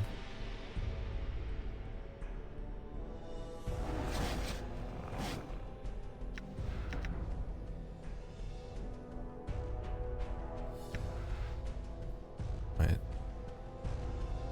I'm just gonna gut them with my knife.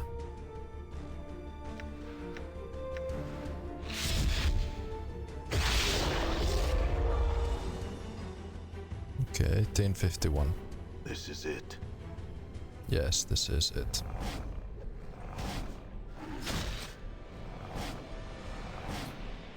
Yeah, they can only hit me with a crit. Damn. And on those few occasions when they do crit me, I'll just regen all my health back. Yeah, I got crit there again. Die. Okay. Let's wait for a little bit of regen. Yes,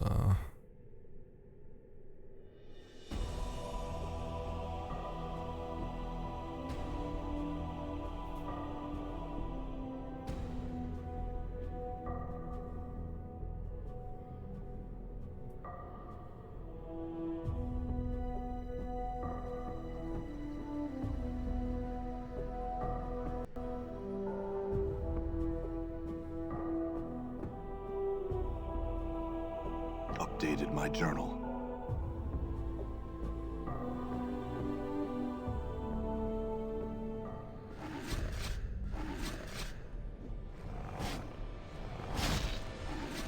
Damn.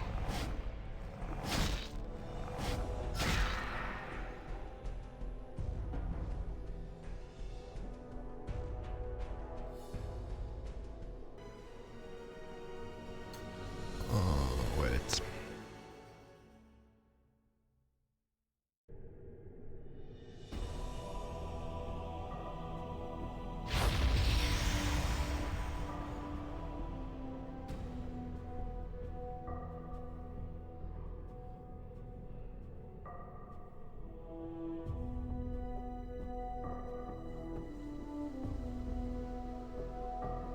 Oh, yeah.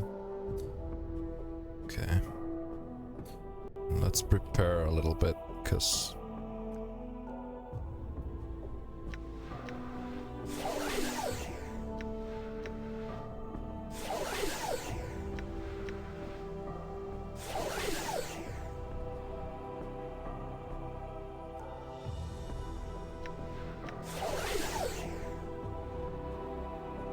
Okay. We're almost immune to fire. Let's use the,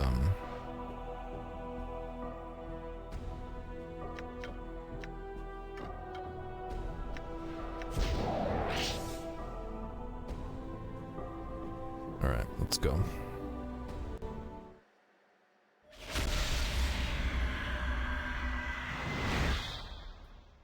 Yikes. I'm gone.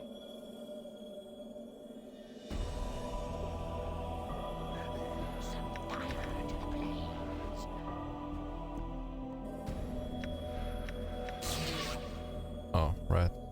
I have the anti-magic shell.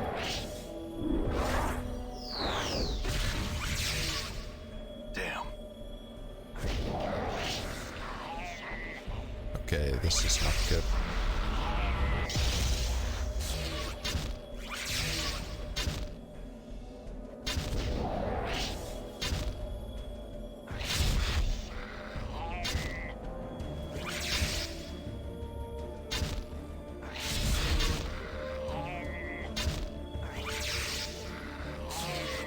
Where's crit strike Pepe hands? Yeah, that would come in handy now.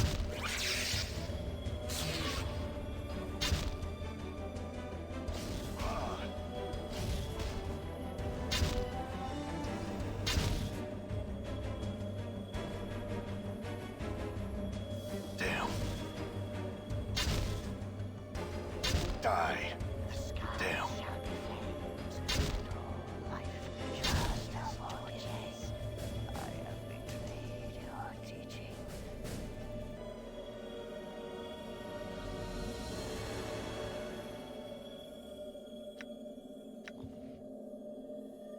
Sounding stone.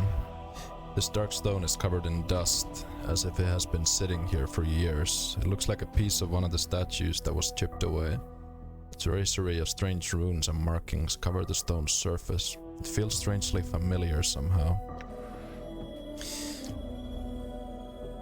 As you touch the stone, a mouth appears on the side and begins speaking in your voice. It echoes as if speaking within a great chamber. Dekan, Mort, Zechariah, and Deonara, it is I. I have placed a minor messaging enchantment on this stone. Listen to it fully, then do as I say. The voice takes a breath. It sounds irritated. I don't know why, I don't know how we got separated, but I think the portal that brought us here divided us. It's only a minor setback. When you find this stone, stay with it until I can rejoin you. Based on my divinations, this fortress is the size of several cities. The less you move around, the easier it is for me to find you. The voice takes another breath, then becomes more detached, as if surveying something and speaking about it. I fought my way through the first of the vaults. This place is filled with shadows, way too many to keep fighting. If you encounter any, run before they swarm you. They're much tougher than the other shadows we encountered before. I think the energies of the plane feed them somehow, make them stronger. The voice takes another breath. There were a series of great war relics within the vault that shifted me from place to place. I managed to lure the shadows to each machine, then shift while they swarmed where I had been. It bought me some time enough to escape. Once I had tripped 4 relics, it opened a portal out. The voice pauses as if something just occurred to the speaker. It strikes me now that the vault I came from might be some strange sort of gay house. The relics seem to seal it off from both the inside and the outside of the fortress. Whatever built this place likes keeping the shadows under guard so they can't run loose. The shadows don't have any substance, so they wouldn't be able to use the machines to escape the vault. I'll have to think about that some more. No matter, I'm in a room with a great crystal in it, and I'm going to examine it more closely before moving on. The voice pauses as if the speaker is looking around. There are 5 statues in the room, and they look like me, and they look old too, like they've been here for some time. As for the crystal, it doesn't seem like it belongs in the fortress, and its size and shape reminds me of something I've read in the annals. Some sort of dimensional prison that segments the soul. I don't think it's a coincidence the portal from the main vault teleported me here. I think the crystal's a trap, so don't touch it until we're together again. I mean it, Mort. I'm going to try and find you all now. If you find this reader stone, do not move from this spot, or I may never find you. I have left some supplies for you in the base of one of the statues. Don't waste them. I don't know how long it's going to take for us to find our enemy and get out, and we may need those supplies later. I'll see you all soon.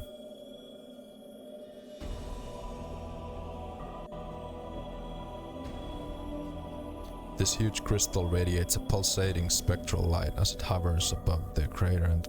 Actually, wait. Before I do this... Let me take out everything.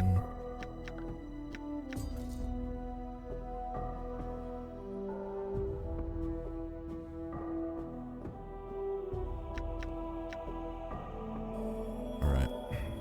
Now we can do it. This huge crystal radiates a pulsating spectral light as it hovers above the crater in the middle of the room. The rhythm of its pulses reminds you of a heartbeat, but slow and sickly. Light from the crystal touches the edges of the room like fingers, each ray of light casting a glow on the ruined faces of the statues surrounding it. There's a moment of dizziness as you touch the crystal, then a slow chill passes through your body, and you discover that your muscles have locked, your hand frozen to the crystal's surface. There is a moment of silence, then sharp pains splinter through your body like fractures. You feel as if your very being has been turned to ice, then shattered.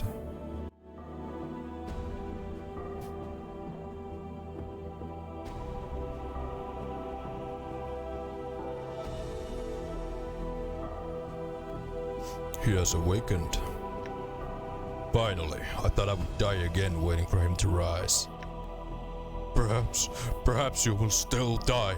Never forget I watch you thieves, you killers all 3 of you. Have a care how you speak to me, you deranged wreck. He was fortunate to reach here with all those traps you scattered throughout the plains. I swear, if I could have crossed the years to put you out of your misery, The 2 of you, be silent. Let us make sure he's alright and save the arguments for later. Who are you all? By the hells, he's lost his memories. Damnation, he's useless to us now. Calm yourself, he's only disoriented, as were we all. Give him a moment to get his bearings. You are all thieves, wearing my body, and you will give it back. I am at the limits of my patience with your howling. Be silent, or... This arguing avails us nothing. Give him space, leave him be. Time is no longer in our favor. I will not stand here and squander another moment while our adversary is no doubt hunting for us. We waited long enough for him to awaken. I will speak to him now. The man before you resembles you, but he carries himself more like a force than a man. His eyes are watching you carefully, and as you study him, you feel him studying you. So, he has come to this. This is the practical incarnation. Who are you? I will not surrender my name to you or any man. The man's voice is rough, like yours, and it rings strangely in your ears. As for who I am, you should be asking yourself that. You are one of my incarnations. You made it here, with my clues to guide you. We are separate incarnations? How is that possible? The incarnation is silent for a moment, then his expression changes to contempt. If there's anything I have hated about you, it is your countless questions, your desperate fumbling for meaning and answers. The man's voice is like a hatchet, and anger flickers across his features. The time for questions is past. Now you will listen to me. I was the first to breach this fortress, and whatever it is that awaits us here was somehow able to defeat me. It will not best me a second time. You sound as if you intend to fight whatever it is that lurks here. The man gives you a strange look, then studies you. Of course, that's the only reason we're speaking now. I'll need you to be the shell, but your mind must be my mind. Do you understand me? You mean you intend to possess me? Updated my journal. Yes. He glances around at the spiked walls, then turns back to face you. We cannot leave this place in pieces. Only one may leave. What are you talking about? You must surrender your will to me. Your knowledge and skills, whatever little you've managed to accumulate in your life, may prove useful. He sizes you up again. It ultimately will be but a fraction of my power, but it might have its uses. If you're one of my incarnations, then I have questions for you. I will indulge you, but only for a while longer. You are the one who saved Dakan at Shraglar, and the one who led Deonara to her death. The man's eyes narrow. What of it? All of it was done with a purpose. You gave Dakan the Unbroken Circle of Zerthimon. Why? The Unbroken Circle? That collection of lies? Yes, it was a week's work to forge such a thing. It was necessary to make it so he would cease doubting himself.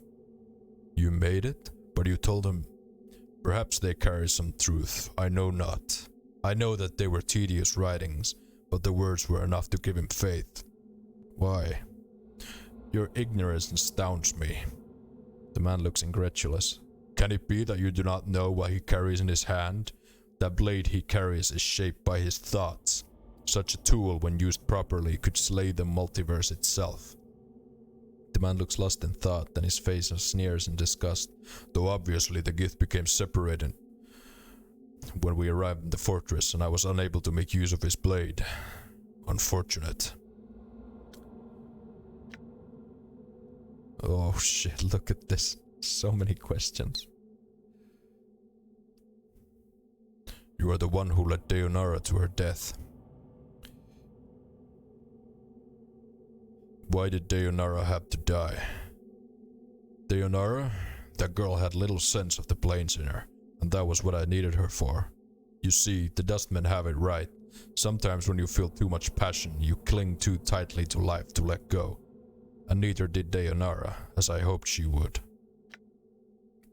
That woman, that ghost. The henchman's eyes well up in fury, and spittle flies from his mouth. She tormented me for years, pursuing me, hating me, and you were the one that killed her? The incarnation barely even glances at the howling one, and merely sneers. You blaming me for anything is laughable. He turns back to you.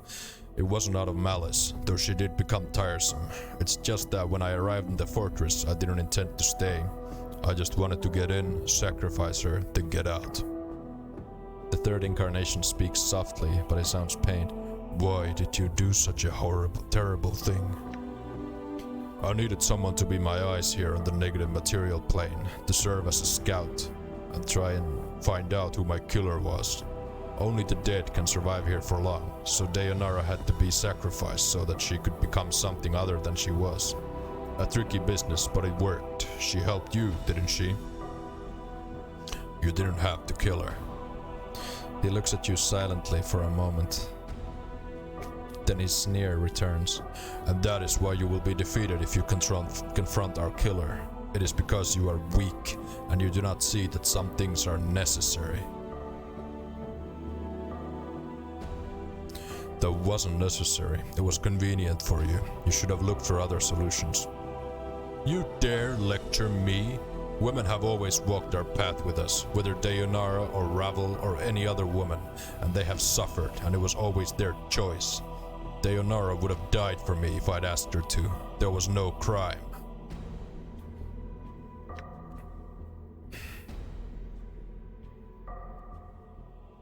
Tell me about Zachariah. The archer? Well, all sudden Zachariah could see things with his eyes that I couldn't, and he could hit him with his arrows too. So? Well, I was walking into this fortress blind in some ways. I didn't know what my killer was, so I needed someone who could see things I couldn't, in case the enemy was beyond my visual range. Zachariah ended up dying too fast though, so he wasn't any use in the end. Are you the one who taught Ignis the art? Ignis? The man stares at you, then frowns. Is that a name? Who in the hells are you talking about? You have answered my question. You built that tomb beneath Sigil, didn't you? The one with the traps. I'd almost forgotten. Yes, what a waste that was. The incarnation seems irritated. Obviously that didn't work, and it cost a lot of blood and coin too. Worthless. The second incarnation breaks into uneven laughter, but it's more gleeful than mad. It was easy to breach that child's trap. I found it and changed it to make it harder. Changed the writings. The first incarnation frowns at the second. He looks like he is barely restraining himself from attacking the other. Yet another thing you will answer for. He turns back to you.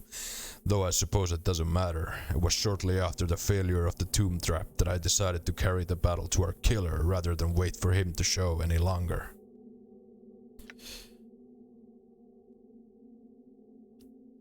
Were you the one who pried Mort off the Pillar of Skulls? Is Mort still alive?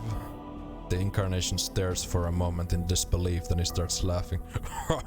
That piking skull couldn't be trusted farther than I could throw him, claiming he had information when he didn't.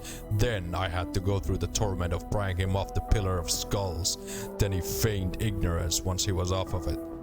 The incarnation scoffs. I humored him, since he told me everything I needed from him.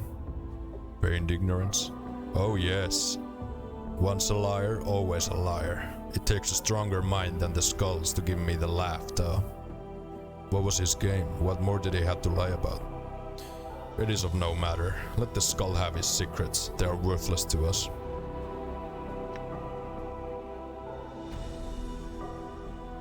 Who are these others?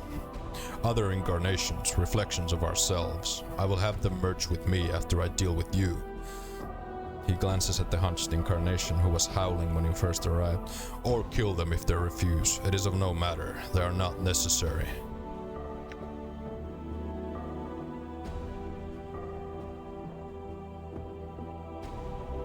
How do I escape this place? You must surrender your will to me. Wait, let's not do this yet.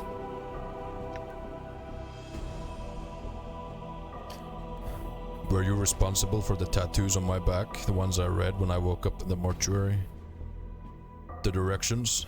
He nods, irritated. Of course, I was responsible. I knew there was a chance I might fail here and lose my memories. I wanted future incarnations to benefit from some guidance. So I had the directions stitched on my back, since such things like journals, he snarls as if angry at himself, tend to be lost so easily. Were you the one who asked Farad to get the bronze sphere from the catacombs? Farad? The incarnation thinks for a moment. Oh yes, the trash king with all the tough bloods that thought I was easy prey. He smiles slightly as if recalling a pleasant memory. After only a little bloodletting, I struck a bargain with him. He would see to it that if his men found me, they would take me safely to the mortuary. And of course, I needed the eyes and hands of his men to scour the catacombs beneath Sigil for me. For the bronze sphere? Yes. I told Farad it was the only thing that would save his miserable life. What a sniveling little dodger he was. The incarnation smiles at you. You see, the old bastard was destined to end up on the Pillar of Skulls when he died, and he was desperately trying to weasel out of it. So I told him that there was an item beneath Sigil that would save him from his fate, if he could only find it. But it wouldn't save him. It was just something that you wanted him to find. Of course it was useless to him. One cannot dodge fate so easily. However, nothing motivates a man faster than telling him what he seeks will save his soul from eternal damnation. I intended to take it from him after he found it. It's just that searching for it myself would have taken too long. And why should I do it when I could have someone else hunt for me? Actually, he ended up tricking me into finding it for him. Why was it so important? Important? Do you not know? Do you have it with you? Yes, I do. I brought it with me. You have it? The Incarnation's eyes flare. Then your life had some use after all. You watch his eyes flicker as if thinking, calculating. When we merge, I will see about finding a means to unlock it. Perhaps all is not lost. What is the sphere? Why is it important? It is a dead sensory stone. Do you know what it contains? It holds the last experiences of the first of us, when we were one man and not a string of incarnations. If there is some way of unlocking it, I will be able to see inside his mind. And see why this all happened? Yes. It is the answer I have always sought. Why this happened, why we became immortal. When we merge, I will see about finding a means to unlock it. Perhaps all is not lost. The third incarnation interrupts. Perhaps there are no answers in such a thing. Perhaps there never was. I don't deal in the realms of perhaps and maybe. I seek answers. It is what has allowed us to get this far. If we had left life in your hands, we wouldn't have even a fraction of the truth we now possess. And in that truth lies power. You will realize that when we merge. Very well, I'm ready to merge with you. So be it then. We shall see what your mind has in store. You lock gazes with him. His eyes are like stones and they start to drag you down. Lock gazes with him. Try and force him to merge with you. As you swim in the corridors of his mind, the first emotion you encounter is surprise, and his eyes widen. He is not absorbing you. Your will is stronger, and it is consuming him. You feel him desperately trying to pull back, but he cannot. He is too weak, and your will blocks his retreat while drawing him deeper into your subconscious. This is the last time we shall ever speak. Return to death, where you belong.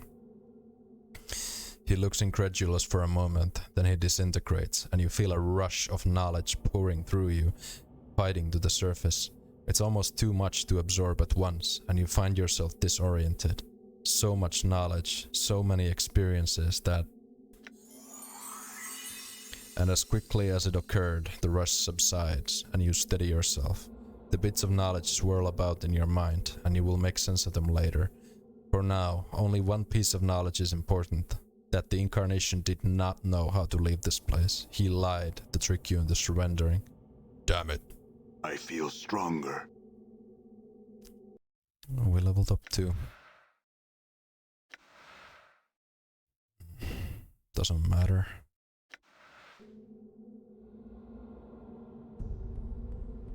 Wait. Why is he attacking me? What the fuck? Done. He's not supposed to attack me. This has to be a bug.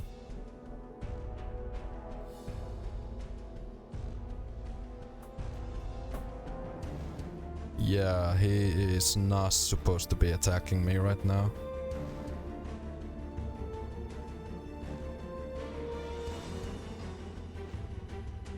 Oh my god, now the other one's attacking too. It's a bug? Yeah, I figured. I'm gonna reload. I feel stronger. He is not supposed to be attacking me.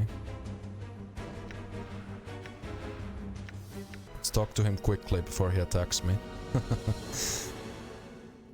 The man before you resembles you, but his back is hunched as if he is perpetually afraid of being struck. He is watching you warily and he hisses as you approach. His hands clenching as if wanting to strangle you. His arms are horribly gnarled and scarred, as if they had been dunked into a stream of acid, and his left arm looks like it is holding on by a thread, literally. Who are you? Know that you will not last long in this place, thief! Spittle flies from the man's mouth, and his face twists in a maddening grin. Mazes and regrets and death are all that are here. What do you mean? You are a thief! The Incarnation's hands twist, as if wrapped around your neck. I will feel the bones of your neck snap beneath my fingers. Take my body back. You wear my body like a cloak, and you shame me. I am no thief. I stole nothing from you. You stole everything. I awoke on the streets of the Ring City, and all who saw me knew me. He takes a rasping breath. All that you had done, all that you had harmed, they were waiting for me, blaming me, hurting me, until I couldn't take the voices anymore. His finger grasps at the air. I had to make them silent. You were the one who left the trap in the sensory stone for me, weren't you? And the dodecahedron journal with the traps. He affixes you with a wary eye. It seems just looking at you is making him uncomfortable. You're the one who set fire to Ionis's legacies, weren't you? Trying to destroy my legacy? I burned the false papers, yes. More lies. Lies about my false lives. The sensory stone trap. You're the one who left it for me, weren't you? Yes. He smiles low and evil. Simple trap. Simple. A trap for someone who can't die. Mind trap. You're the Incarnation the lady mazed, aren't you? I found your journal in the lady's maze. Simple escape, simple trap. Broke her maze with ease, I did. I could have made it tighter, deadlier. She knew nothing of what it takes to trap me. You're to blame for killing the linguist Finn, aren't you? There were many that I killed. There were many that needed to be silenced.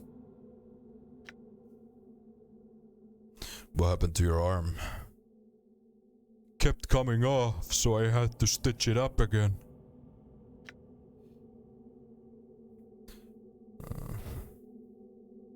Language of the Uyo. Let us speak in private, just the two of us. As you speak the language of the Uyo, the Incarnation's eyes widen and he stares at you. After a moment of silence, he replies in the same language. Only I know the language of the Uyo. How do you know it? You are correct. You are the only one who knows the language of the Uyo. So if I know the language of the Uyo, I must be you. He is silent, staring at you. It is these others who are not you, for they do not know the language of the Uyo. He nods slowly. I hear you. This place confuses one's perceptions. We are both you, and now we must become as one. He looks frightened. To your surprise, he reverts to normal speech, and all the inflections to his voice are gone. It is calm, level, and much like your own. I no longer wish to live like this. You have suffered much. You were born into a world where nothing made sense, where strangers claimed they knew you. They blamed you for things you knew nothing of, and they tried to hurt you. He looks at you, and you watch as the Incarnation loses its mad gleam, and his eyes become more like your own. Yes. I will protect you now. You will know peace, for that is all you ever wanted, isn't it? The Incarnation relaxes at your words, his eyes dimming as he locks gazes with you. There is the faintest of whispers, and he falls to the black stones. With his collapse, you feel a crawling sensation in the back of your skull. And there is a flood of memories, and strength, and emotions, and you steady yourself, dizzy for a moment. Then your vision clears, and you are yourself once more. Farewell. Okay. We got another constitution point. Now we have 25.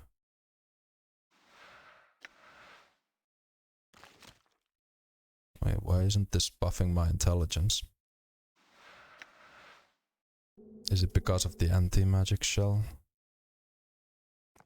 Oh well, not that it matters. Good incarnation. The man before you resembles you, but his face seems calmer somehow. He gives a slight smile as you approach, and he nods as if in approval. Are you alright? Who are you? Have we ever had a name, or was it just the first of us? The man chuckles softly. Know that I am your ally in this. I, like these others, have died my death in your mind, and this figment is all that remains. But who are you? His smile fades and he looks at you with concern. This must be disorienting for you. Let me try and explain. I am one of your incarnations. I was once lost, now I am here again. How is that possible? I do not know. Whatever you touched within the fortress has brought pieces of yourself to the surface. He pauses for a moment, thinking, one of the others may know the means of how this came to be, but it is beyond me. If you are a part of me, there are things I must know. Ask. I have had countless lives. Why are there only 3 incarnations here? I do not know. Perhaps we were the 3 pieces that were somehow still present in your mind. Present? How? I do not know for sure, but I would guess that when we die, traces of the former personality may remain in your mind, and I know that sometimes we may make ourselves felt. How? When you are about to place yourself in danger, or we were close to a realization, for example, I found that I could stir, help prod you in the right direction. So you were that crawling sensation I kept feeling in the back of my skull? I would be at a loss to describe how it felt to you, but it is possible, yes.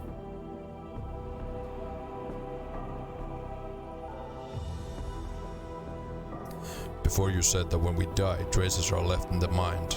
That's what caused you all to emerge, right? My understanding may not be complete, but yes, that seems to be the case, and we may make ourselves felt in small ways. So it is possible that the first of us, the real one of us before all the incarnations, might still be buried somewhere in my mind.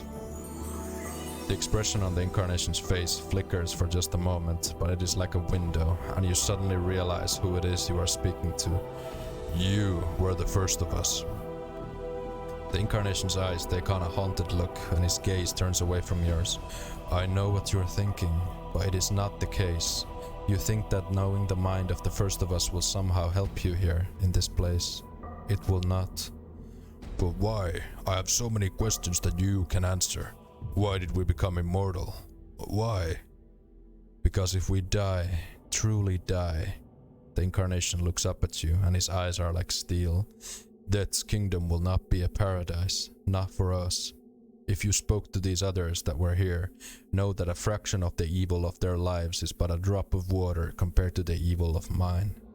That life, that one life, even without the thousands of others, has given a seat in the lower planes for eternity. But you seem so much calmer, more well-intentioned. I became that way, yes, because for me, his voice takes on a strange echo, it is regret that may change the nature of a man. But it was too late. I was already damned. I found that changing my nature was not enough. I needed more time and I needed more life, so I came to the greatest of the Grey Sisters and asked her for a boon, to try and help me live long enough to rectify all the damage I had done, to make me immortal. And Ravel did, but when she first tested your immortality and killed you, you forgot everything. Everything. He looks broken, and the planes have been dying ever since. The crime is great, and the blame is mine. There are so many questions I have for you. Who are you? What was your life like? Who? The incarnation shakes his head, cutting you off. When I become no more, when I merge with you, you will have the answers you seek. It may take some time to sort them out, but they are there. It is difficult to communicate a life with words. Great, well then, we shall become as one. Are you ready? One last thing, just this. The incarnation pauses for a moment, searching your features. Before I return to oblivion, there is something I would know. I can spare a little time for this. What do you wish to know? He studies your eyes, his expression somber. Did you live your life, the brief life you have had? In the end, was it worth it? This life seems to have only caused suffering for myself and others. I would see it end, and the plains allowed peace once more. He nods, and for a moment you think he's going to say something, but then he collapses, the life running out of him and into yours.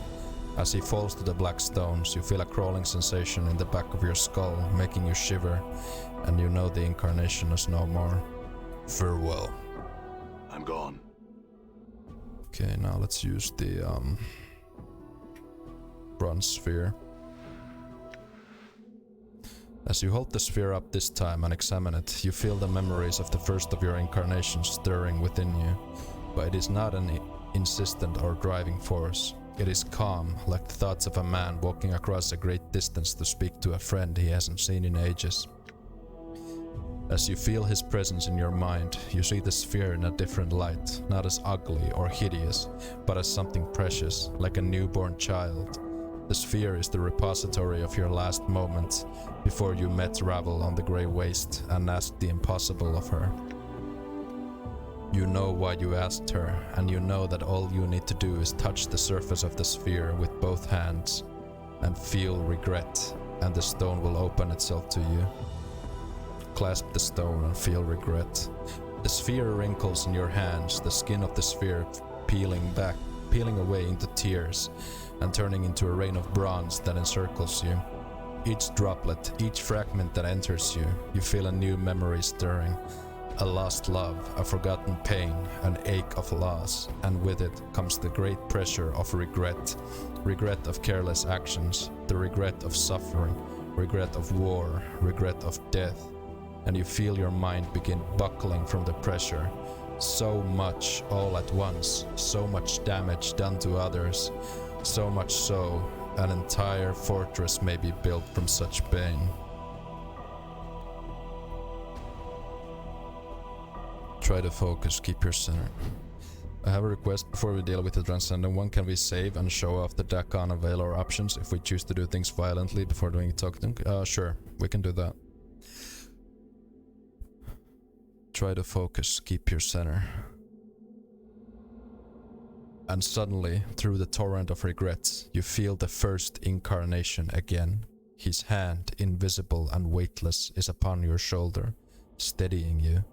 He doesn't speak, but with his touch, you suddenly remember your name. And it is such a simple thing, not at all what you thought it might be, and you feel yourself suddenly comforted. In knowing your name, your true name, you know that you have gained back perhaps the most important part of yourself. In knowing your name, you know yourself, and you know now there is very little you cannot do. The first incarnation's hand is gone from your shoulder, and he is watching you with a slight smile. That was my name all along, but if I was... The first incarnation holds his finger to his lips, silencing you. He nods at the symbol at your arm, as if indicating you should make use of it. The symbol of Torment, seems brittle somehow, as if it is only barely holding itself to your skin. Unconsciously, you reach out and peel it from your arm. It gives way with a slight resistance, like pulling off a scab. As you hold the symbol, you know you can harness its power. It no longer rules you. I no longer wear the symbol. Does that mean? As you get halfway through your question, you realize there's a heavy silence within your mind. You can no longer feel the presence of the first incarnation within you. Take the symbol of Torment. I feel stronger.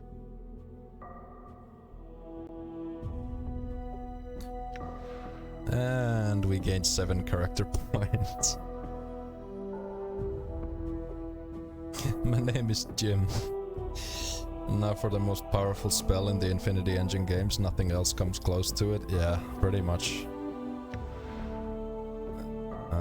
This doesn't really matter, we'll just... yeah.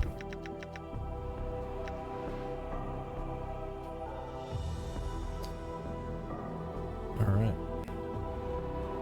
So these are our final stats before we finish the game. Oh wait, I'm within an anti-magic zone. Ah, I got a 276 hit points.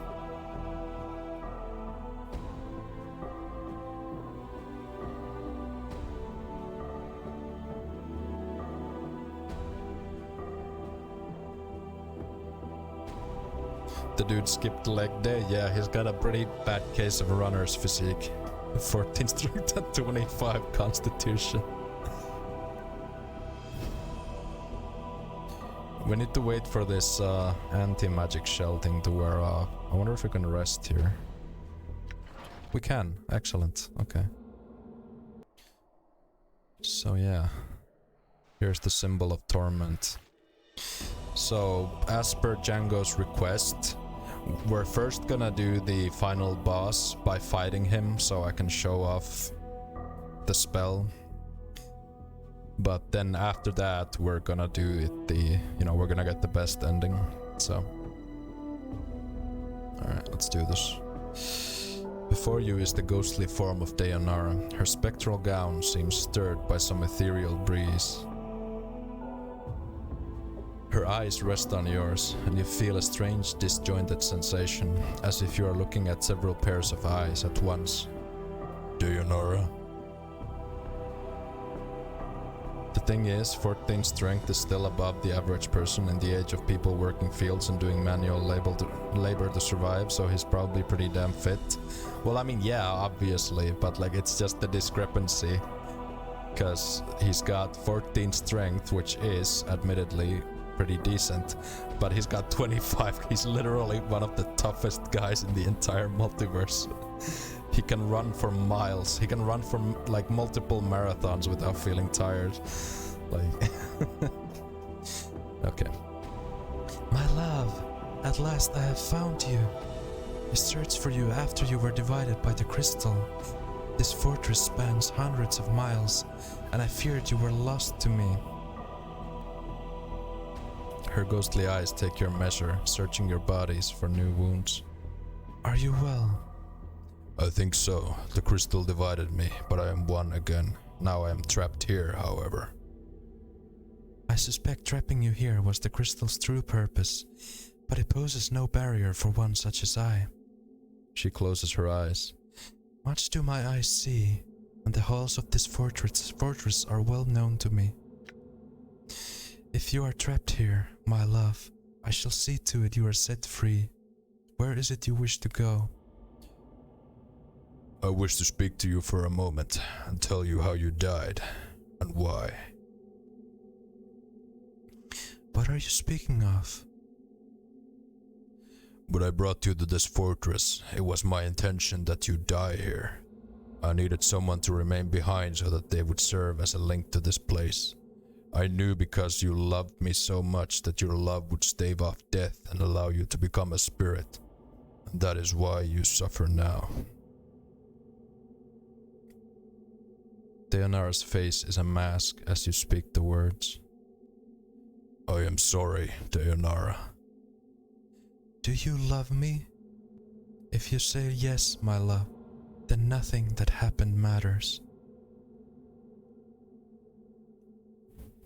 Though I did not know you at first, I have come to love you. Your suffering has become mine, and I have found that I will do what I can to help you. Then I will aid you, my love. Tell me how I can help you, and I shall do it. I am trapped here. Can you help me escape? I wish I wish to go to where my mortality is and recover it. As you wish, my love. She stretches out her hand. Touch my hand, and the walls of this fortress shall be walls no more.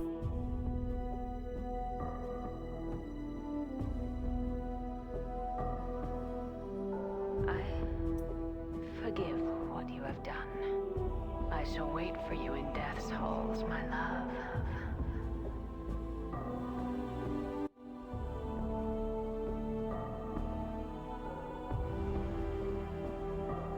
I'm gone. Now I'm thinking...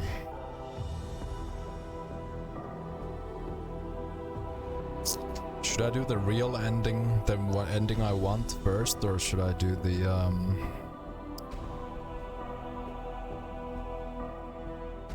the fight ending first? You know what? I'm gonna do the real ending first, and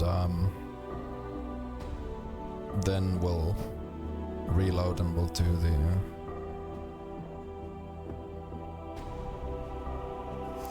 You don't have to beat the Transcendent one, just show off the power of your bodies and the symbol. Yeah, I'll just do that. I'll just skim through the dialogue. I won't read anything yet.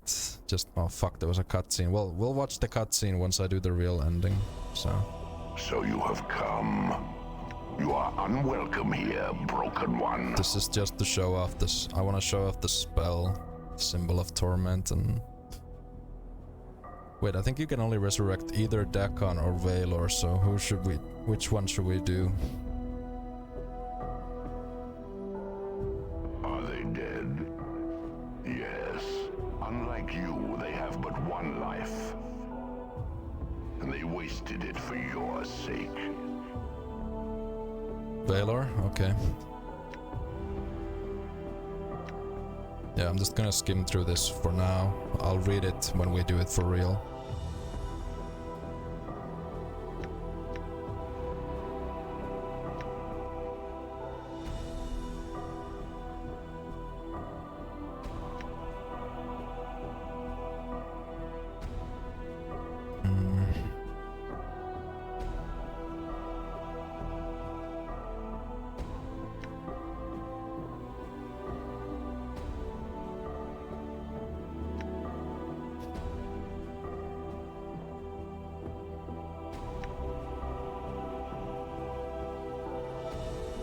Okay, here we go. We're gonna resurrect Valor here.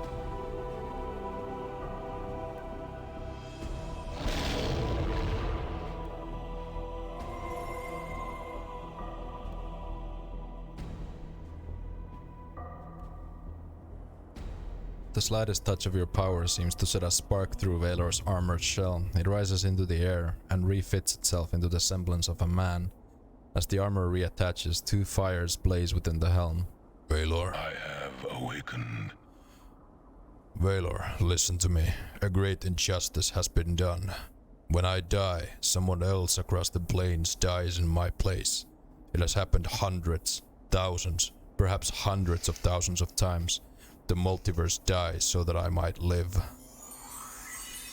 As you speak the words... Dexterity and Constitution 25. As you speak the words, Valor seems to swell, becoming greater, more a force than an armor. I know my crime, and I am trying to prevent it from ever happening again, but the one creature that could put an end to this injustice refuses to allow it for its own selfish reasons. You are now among the condemned, as is this other. I will see both your souls split upon Justice's blade. Very well, Valor, but I need to attend to this other one first. I shall. Then I shall return for you. Justice has fueled my efforts. No, that is no longer possible. I have ended the lives of all that have guided you to this place. The night hag that cursed us. The angel that shields itself with golden lies. Soon, the fiend that aided you will die as well. You led me to all of them. You Shut the fuck up and let me kill you. My presence forever. There is no one left in all of existence who can tell you how to reach me. This shall be the last time you trespass in these halls. The halls of this fortress shall be Oh my silent god, again. shut up. You will trouble me no more. I will shatter every... I am Valor. Reset them into Okay. triangles, then let your flesh... Valor jumped to level 19, he got 25 dexterity, 25 constitution and 21 strength. Now, What is thy bidding? I'm gone. I'm also gonna show off the Onwards. spell. The symbol of Torment, because it has a cool animation.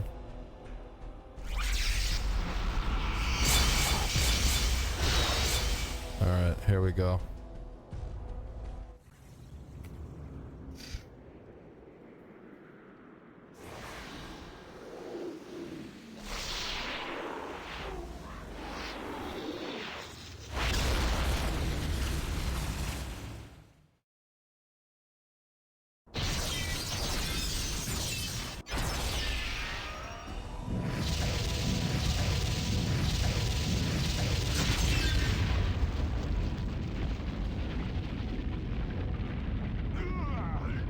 That did 50 damage. Many sufferings will you know at my hand, broken one.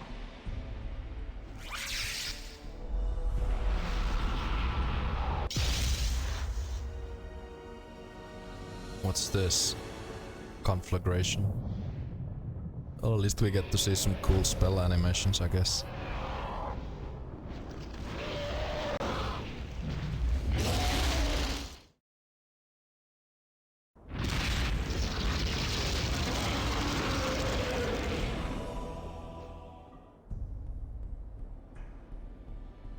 Yeah. That's pretty cool, isn't it?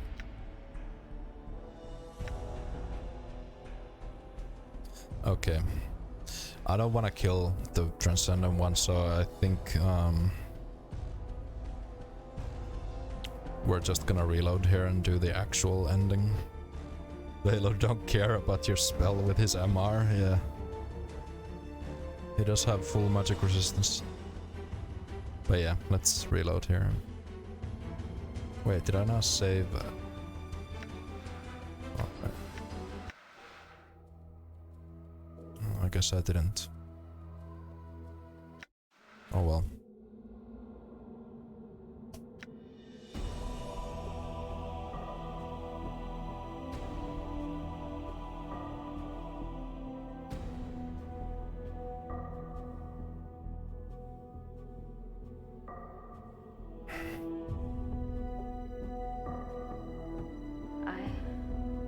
Forgive what you have done. I shall wait for you in death's halls, my love.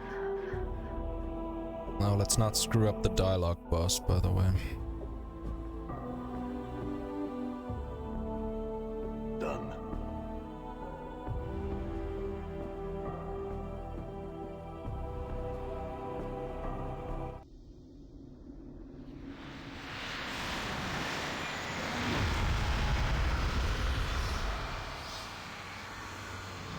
So you have come.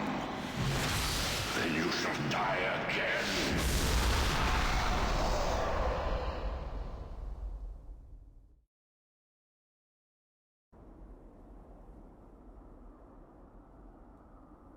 So you have come. You are unwelcome here, broken one. What have you done to my friends?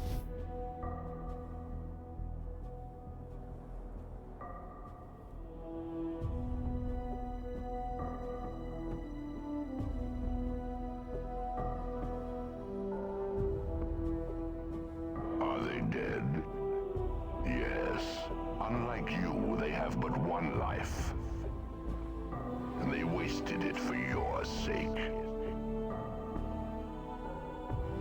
They died for you as they always have. Such is the way of all mortal things. It is the fate of all that follow you, broken one. You have forgotten much. Why did you do it? They tried to harm me, here, of all places. I defended myself. In so doing, mortality claimed them. Their deaths were by their own hand. I gave them the opportunity to depart this place, but they seemed determined to help you, despite the cost to themselves. So you killed them. The tiefling girl was especially fierce in your defense. Her feelings for you burned brighter than Elysium's fires. And the Tanari, she was quite strong. Her tolerance for pain would have shamed the Beatezu themselves. I took no pleasure in their deaths. Then why did you do it? It was not my will. It was not I that brought them here. All of them had a choice, and they chose to die for you. It has always been the way of all that follow you, for they are tormented souls seeking a release, but they know not why. You have forgotten this, and you shall again. I know you for what you are. You are my mortality. Your armor, it is twisted like tree branches. Such things speak of Ravel's magics. Yes, I am that which was split from you by the hag's power. I am that which walks with all life. My voice is a death rattle, a last breath in the throat, the whisper of a dying man. I have been freed from the prison of your flesh. Freed from me. The moment I was split from your cancerous shell, I knew life. I knew freedom. I shall not surrender it to you. We were not meant to be separated, and the planes have suffered because of our separation. You know nothing of meaning and separation. Before your memory dies again, know that we were never meant to be as one. This shall be the last time you and I speak, broken one. Then there is something I would know, Spirit. I have traveled far, and there are many questions you can answer. I will indulge you this one last time. Then this fortress shall be silent again. Then my questions are these. Ask your questions, but know you shall never remember the answers.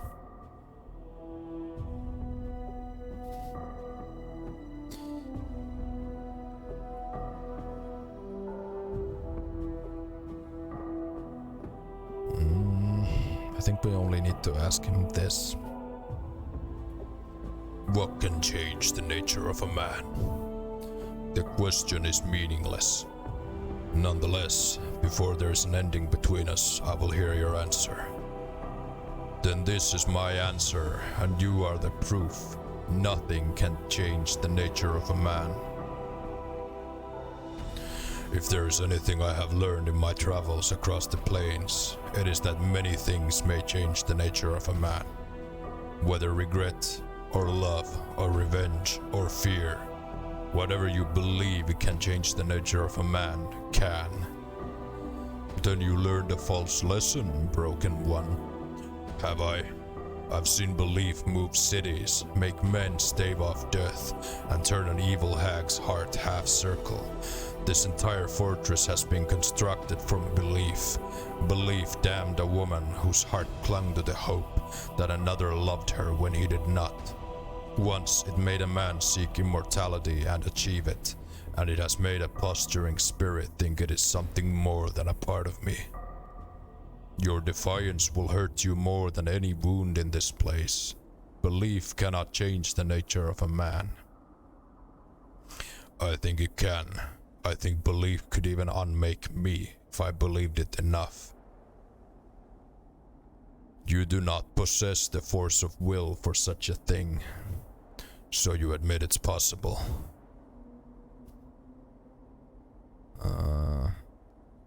Do not try my patience, broken one.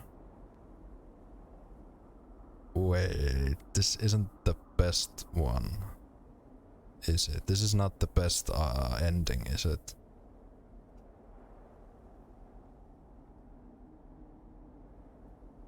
You can stop yourself. You can continue? Okay. Focus your will inwards, center yourself. You are a fool to think you can achieve such a thing. You can barely keep your own tattered mind intact. There is nowhere left for you to fall, broken one. Stop. You know not what you do. I know what I do. You have tormented me enough, and now it ends. If you do this thing, we shall be undone. There is no one fate here. No one fate here. You destroy us both.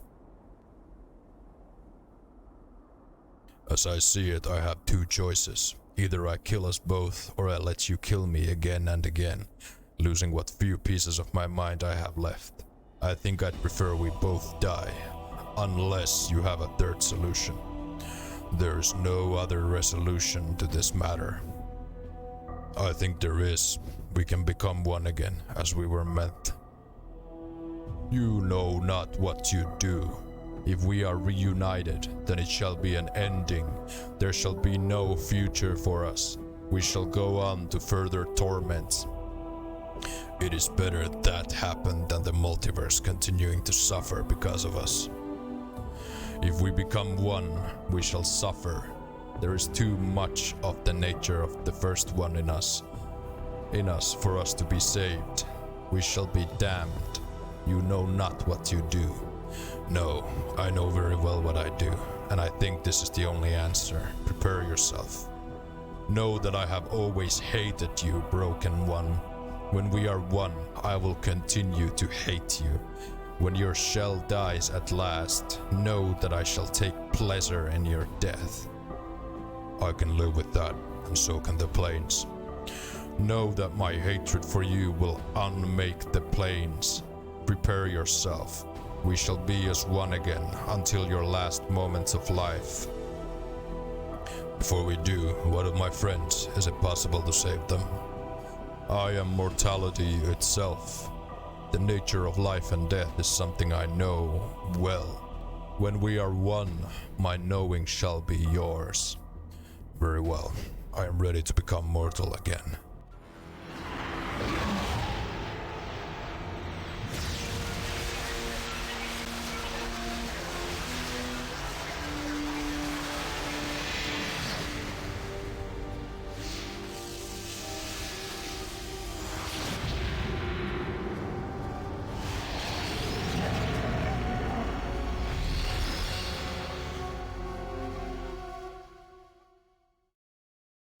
This is what peak performance looks like.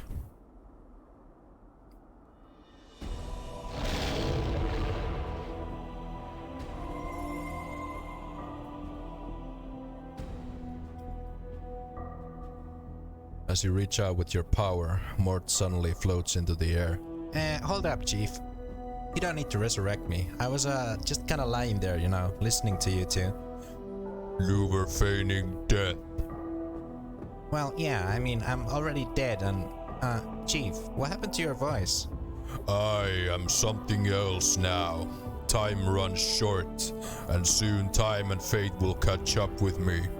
I will return you to Sigil, Mort, if you wish it. What? Return me? What about you?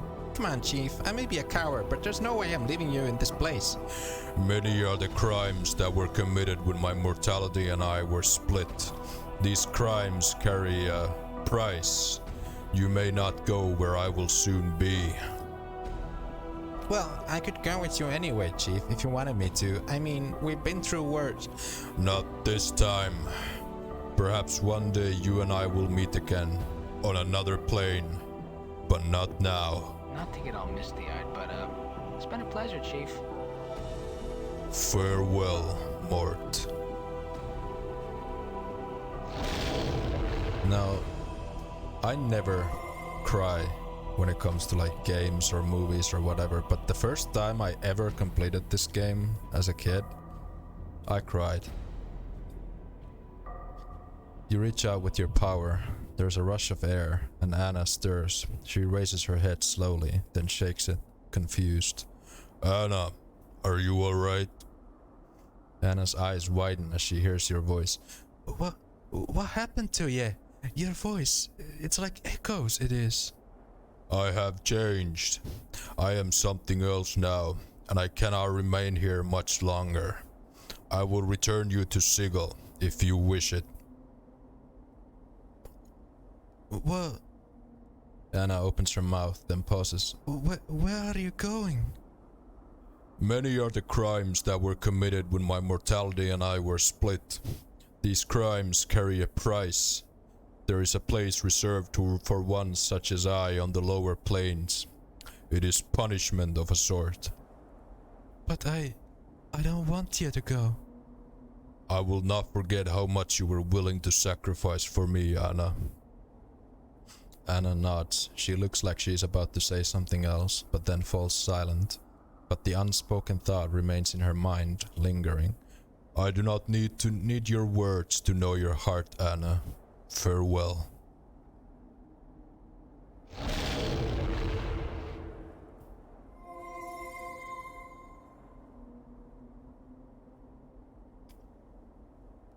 As your power touches him, Dakan takes a staggered breath, then looks up weakly. It looks like he's barely clinging to life. Awaken, Dakan of Shraklor, last wielder of the Karak blade. As he hears your words, Dakan slowly nods. Your voice. Have you at last come to know yourself? Yes, it was a difficult thing, and it cost many lifetimes. Many suffered so that I might know myself again. The knowing of oneself is a difficult path. In knowing it, I know where I shall soon be bound. Time and fate come here even as we speak, and I will not be here much longer. I will return you to Sigil, Dakan, if you wish. Dakan falls silent for a moment. When he speaks again, his voice is sharp, as if severing a link. Know that I once owed you a debt. Know that you saved my life, and know that I followed you to settle that debt. I have paid for your life with mine. The debt is settled. Very well, Dakan. Our two debts were as one. You will leave this place with your freedom.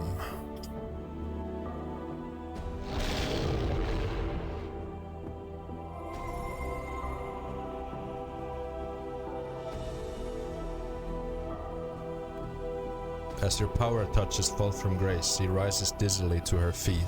Even disoriented, she somehow manages to maintain her composure. Fall from Grace. Fall from Grace looks up, and she holds your eyes for a moment, then she smiles, but it is a slight smile that carries more sadness than anything else. Your voice. So you have found yourself at last. Yes, the price was high. The cost was many lifetimes, mine and others. The price of such a thing is seldom measured in copper. Fall from Grace studies your features. Are you still? I am still the one you know, but my perspective has changed. I have not forgotten you, if that is your fear. Fall from Grace smiles again, the same sad smile as before. No, that was not my fear. I cannot remain here for much longer. My punishment calls, and fate and time shall soon be here. I will return you to Sigil, if you wish. That is not my wish. Fall from Grace reaches forward and her hand lightly touches your arm. There is a slight tingling sensation, barely felt, then she takes it away. I will find you again, no matter where in the lower planes you will be, just as you shall be able to find me. It may be a long time. Where I am bound, time is not measured in years, and the crimes I have committed are stronger than any cage. No cage shall separate us, and no plane shall divide us. Fall from Grace's face becomes like stone. Keep thinking of me, and we shall meet again. I shall not forget all you sacrificed for me. She shakes her head. Just do not forget me. Time lays waste to all things, but I shall fight it as long as I can. Time is not your enemy. Forever is. Perhaps so. Farewell, Grace.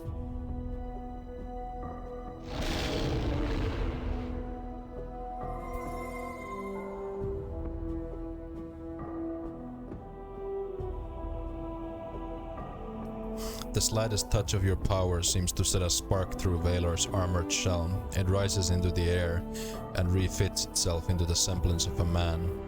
As the armor reattaches, two fires blaze within the helm. Arise, Valor. Valor's helm turns to you, his eyes pulsing like twin heartbeats. Valor, Justice's hand is swift, and it is coming for me now. I shall not remain here much longer. I will return you to Sigil if you wish. What crime has brought justice upon you? Many died so that I might live, Valor. The crime is great, and time and fate come for me even now. Let my words carry you. Justice is a teacher. In your punishment, find strength. Through punishment, you will achieve perfection. Perhaps so, Valor. I will think upon your words. Know that should you escape your sentence, I shall find you, Nameless One. The hand of justice shall not be stayed. We shall not meet again, I think, Valor. I shall dwell in Justice's halls for a time, and the time shall not be measured in years. Farewell.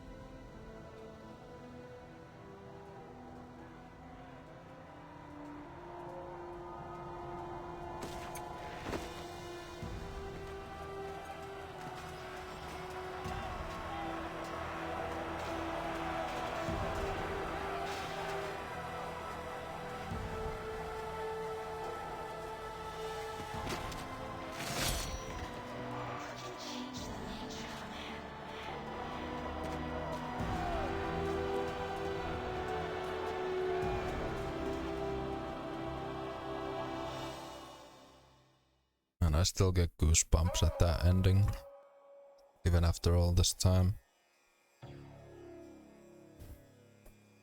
The gods are now aware of the Nameless One again, and he can become a cleric, except that nobody wants him as their cleric. Yeah. GG. We actually finished this game. I did not think we would ever finish this game.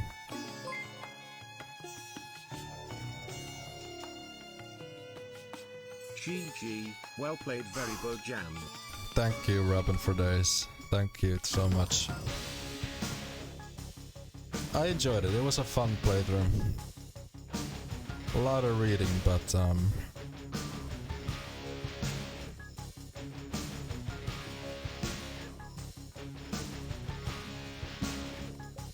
now explain the ending. I am confused. So basically, we merged again with our mortality. The transcendent one was our mortality that was removed from our person, and now that we rejoined, the Nameless One became mortal again. So the reason why the Nameless One became immortal in the first place was because he had done something so terrible that it would condemn him to the lower planes for eternity. And that's why he sought immortality, so he could atone for his crimes, so that he would not go to the lower planes upon death. But now that we are mortal again, we actually had to face our punishment. So we got sent to the lower planes, where we'll fight in the blood war for all eternity.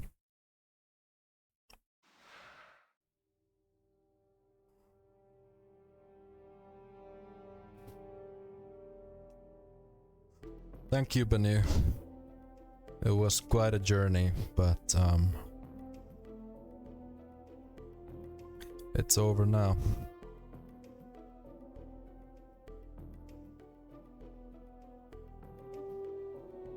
The Nameless One is also super juiced up now. Yeah, I mean, the guy's got 25 intelligence, 25 wisdom, 25 constitution.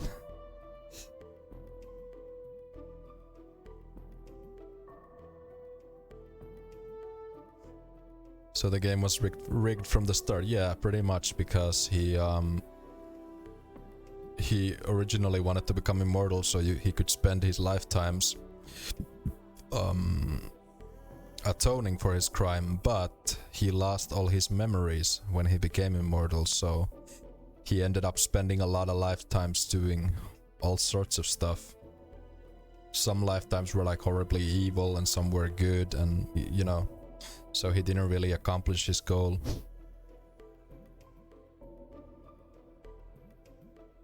The nameless one just stands in the middle of nowhere spamming the Torment spell until time ends, yeah.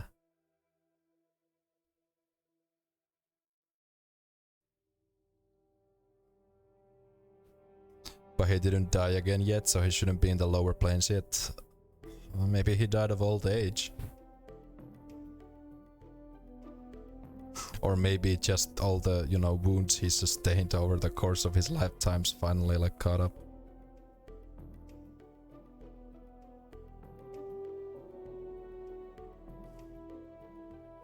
While immortal, he was invisible to the gods. Yeah, that too. So now the gods are like, oh, this guy should be dead.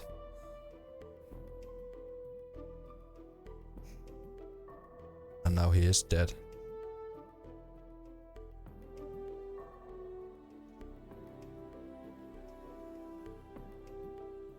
Yeah.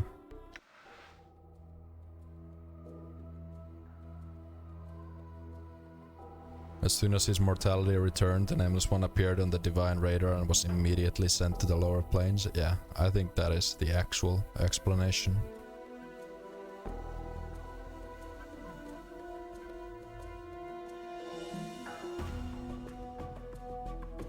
I do like his Celavi grabs nearest weapon resignation. Yeah, he was like, I accept my fate.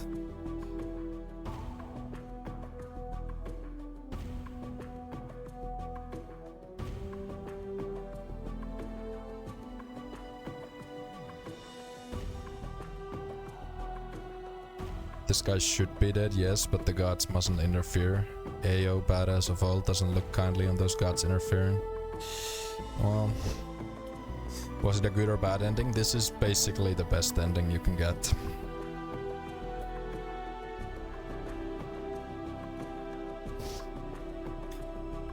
So now the question becomes, what's next?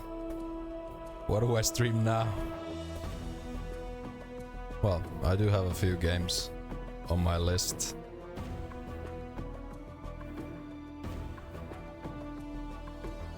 Evil Planescape. Yeah, should we do this all over again? Just play an evil character this time? Yeah, I don't know. I don't think if I could do this again. But it was fun. I enjoyed the playthrough, and I hope you guys enjoyed this playthrough as well. I'm uploading all the VODs to YouTube in case anyone ever wants to watch them again. They will be on my YouTube channel, which there should be a link in the stream description. Very much so. I'm glad to hear that. It means a lot. So yeah. Now we need to figure out what we wanna stream next.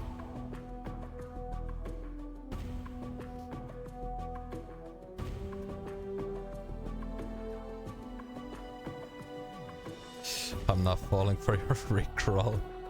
It's not a rickroll. Trust me.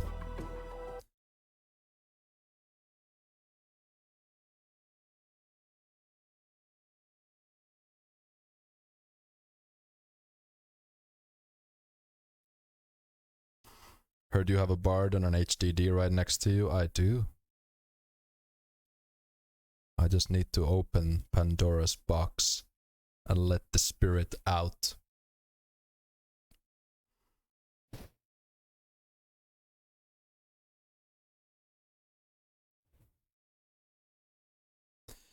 So what do we do now? I've only been streaming for like 3 hours. I don't know if I want to end it right now.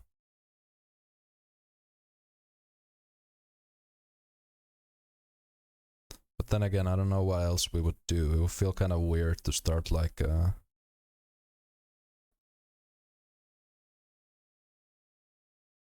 let's take a look.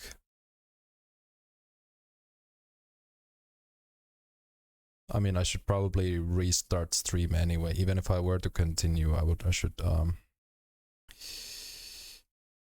restart the stream.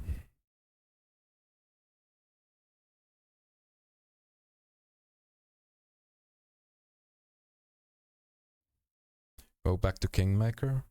We could maybe do that.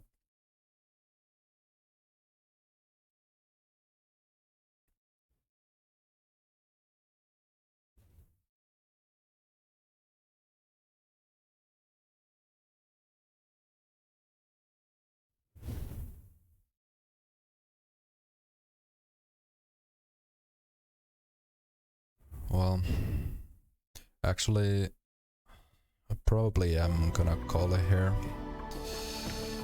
Now that I think about it.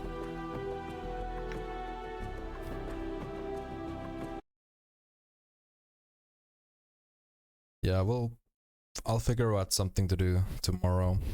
Maybe get back to Baldur's Gate or stream some other game, or we'll see.